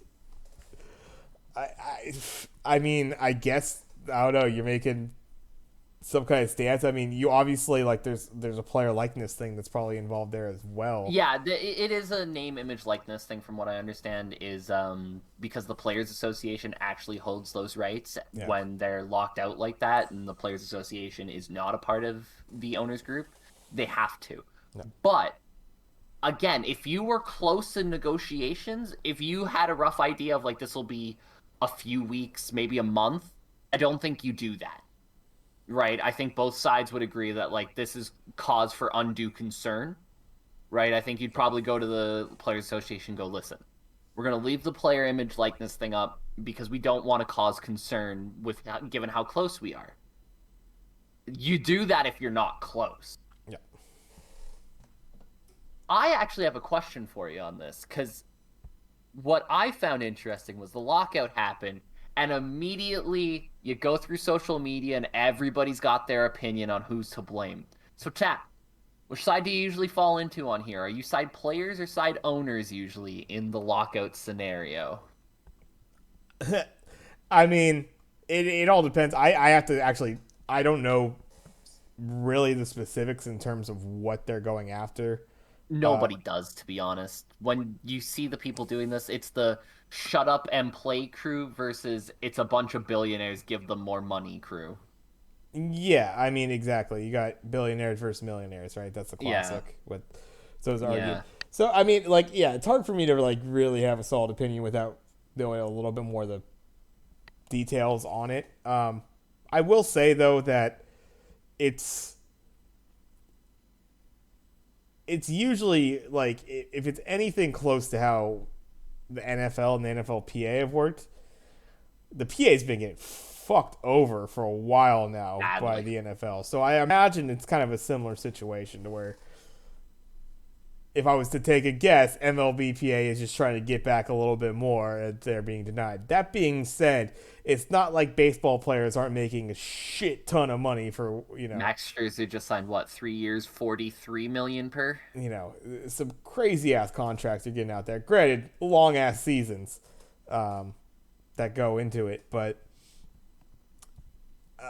we'll see. I mean, yeah, and then that makes I guess there's all the complications as far as your off-season signings, right, and how that's going to be reflected in whatever new signing deals they have. So that'll be interesting for those players that have already dealt with their, where they're going on the off-season. I, yeah, if they don't get this dealt with soon, I mean, it doesn't. It seems like it's quite a while away. We Yeah. just got through with the World Series, but that baseball season starts pretty Spring goddamn training's early. in 3 months. So yeah, do you see that happening within 3 months? Nope. Like Yes. teams report in March, right? Like I get the fact that the World Series just ended, but again, we talk about that long season. Teams report in March, right? I I don't I don't think that's getting done before March. Yeah. This reminds me, and I don't want to fear monger, especially for baseball fans. I'm one of them. I love baseball in the summer. This reminds me a lot of the 2004 NHL lockout. The way it's sounding, with how far apart they are. And the NHL one was the same thing. It happened right after the Stanley Cup ended, right? They went the lockout, and it was like, "Don't worry about it. It'll be fine." We lost a whole NHL season to that. Whole season, they didn't play a single game that year, and it was a similar thing of just headbutting the whole way, and it never sounded like it was close. It sounds bad. Everything that I'm hearing sounds bad. And baseball right now is at a point where they can't really afford something like this. It's already been a waning interest with younger people, right? Like they're worried about younger people in baseball, right? They can't afford a lockout like this, but it doesn't sound good. Yeah. Yeah. I mean, we'll see as it goes down, but the yeah, the idea that they got the players scrubbed right away. We'll see as details come down. I'm interested to see what they're truly kind of going after. Um,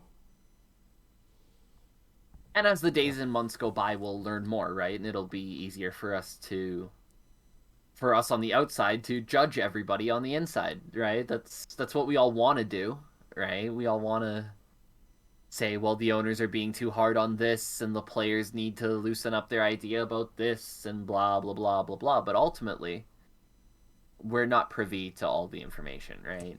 And and we don't have any skin in the game, right? I've always loved that about lockout negotiations in sports. Everybody's got an opinion on what the players need to back down on and what the owners need to back down on. We don't have skin in that game, right?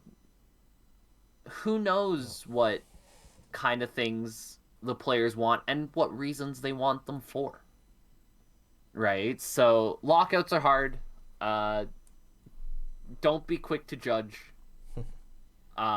Let's hope for a peaceful resolution because I will be sad if there's not baseball in the summer. There's not a lot of sports to go on with anyways, right? Like Blue Jays finally have a damn good team and a fun team to watch, and you're gonna lock us out? Yeah. Yeah. I mean, it would be nice if everything just kind of got dealt with, but everything it doesn't sound like there's. It doesn't sound good. At least for, uh, like, let's just hope we can get through like March, maybe into early April kind of thing, and we can get a spring training and like we can get it done in like April, get a quick spring training done in May, and just have like a semi-shortened season, right? It'd be ideal, but I don't even know how possible that is.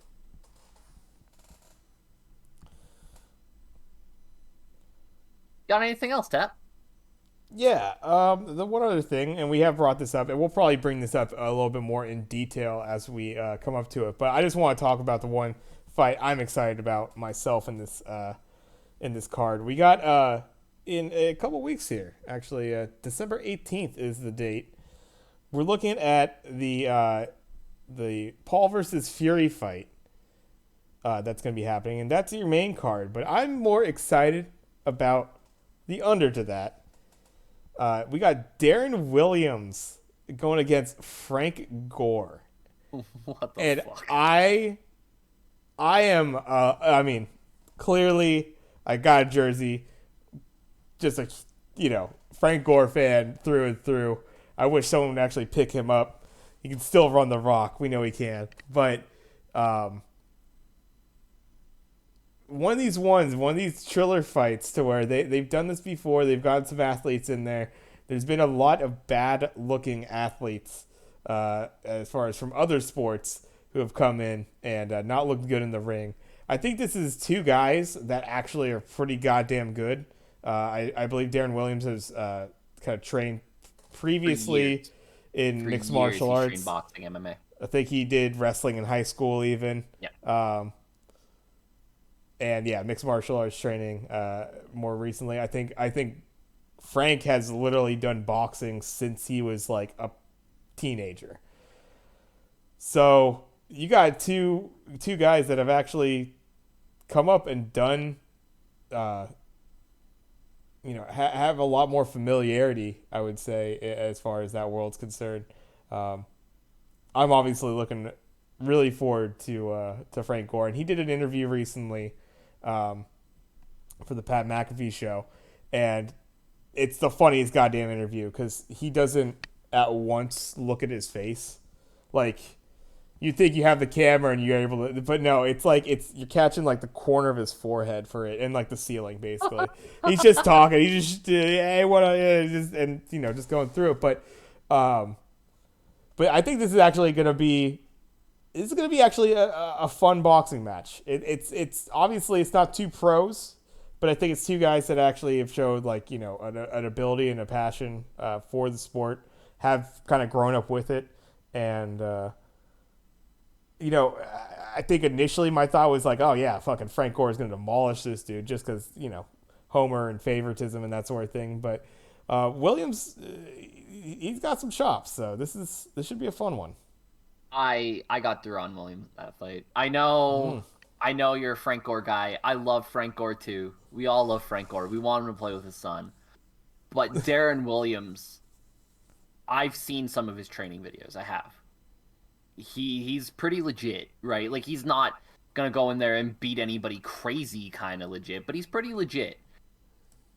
I know Frank Gore is an MMA guy. I know he enjoys it, but I haven't seen anything of him, right? And that always makes me a little bit hesitant in situations like this where I hear, oh, this guy, he's an MMA guy. Big fan. He's been training for years, but you don't see anything, right? Deron Williams, we have actual video of him training, and it's kind of impressive. He's got quick hands. He looks like he knows what he's doing with his footwork. Um, I think I got Deron Williams. But the real shame to me is if you look at that card, right? The main event, yeah, whatever, right? I am kind of curious to see Jake Paul versus an actual boxer and not a gimmick. That being said, Tommy Fury, it's not like Tommy Fury's looked particularly impressive in his career.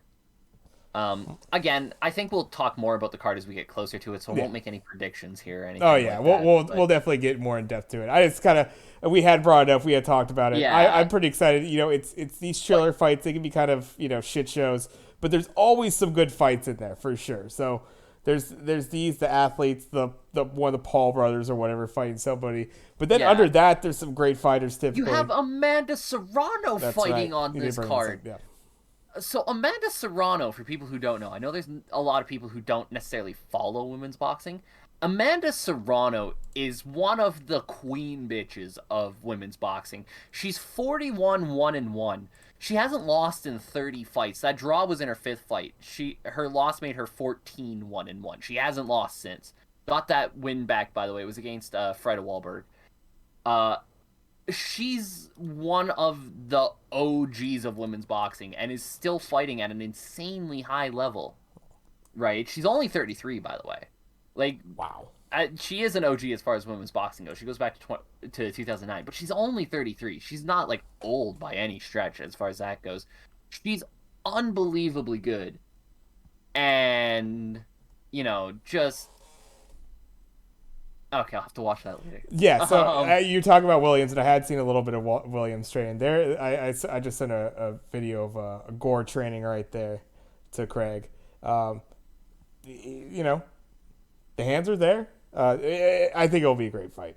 I'm really looking forward to that one. Sorry, I didn't mean to cut off yeah, Serrano no, there. Of course. and then Serrano's underneath that, the opening card fight they have here on the card features 26-year-old Puerto Rican Yomara Lamo, who, again, in boxing circles, you know that name. He's 20-1.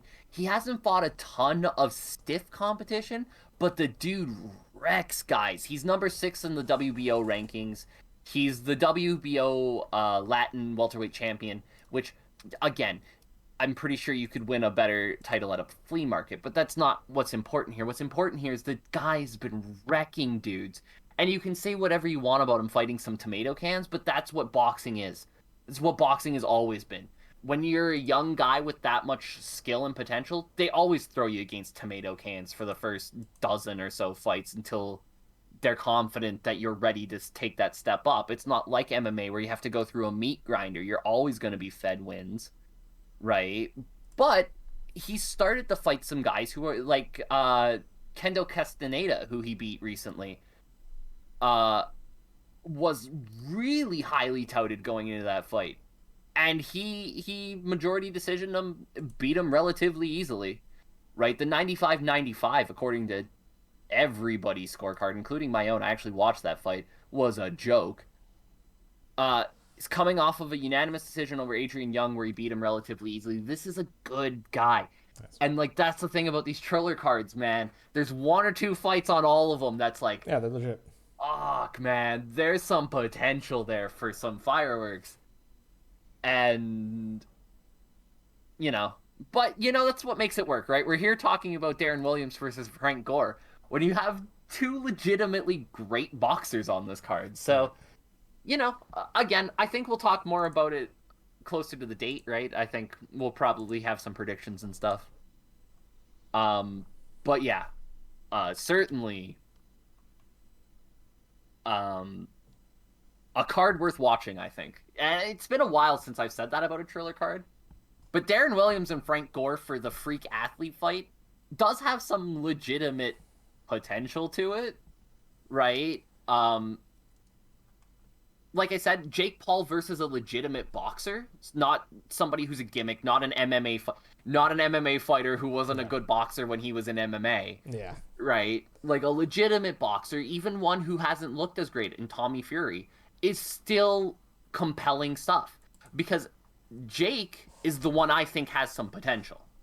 Logan, I'm not sold on Logan Paul as a boxer. I think that thing with Floyd Mayweather, where Floyd made him look like he didn't even belong in the same ring as him, proved everything you needed to know about Logan Paul as a boxer. Right? Jake Paul has some legitimate potential. He's big. He hits like a truck. His footwork's not bad, right? If he was willing to commit to it and like go all out, there's some potential there. And that fight against Tommy Fury is actually legitimately interesting. But man, those Triller cards are a roller coaster ride. Yeah, it'll be fun. Just a quick note. I didn't have any other topics really, but confirmed in that Arizona Chicago game, Andy Dalton will be the starting quarterback for the Bears. I figured it sounded like that was gonna be the case, but yeah, like I said when I was doing the prediction for it, I don't care who Chicago or Arizona's quarterback is going into this game. I don't think it changes my opinion of it much. Yeah. I do have one final topic for you, And I found this one interesting, and I just want to see if you can pull any off the top of your head. I have a few. The Memphis Grizzlies yesterday and the Oklahoma City Thunder. Did you hear about this game? Yeah, it was like a friggin' blowout, right? It was, Memphis beat Oklahoma City 152 to 79. yeah. The 73-point gap is the largest in NBA history. Now, Tap, just for some fun. I got a few I'm going to bring up, but just for some fun. Can you think of any particularly disgusting blowouts off of the top of your head that come to mind? Oh, Of in your lifetime, like a sports blowout that sticks out to you as like, man, that was ugly. Because there was one that popped into my head right away, and then when I looked it up, there was a few others that stood out that I was like, oh yeah, those were bad. I mean, there's always been, I don't know.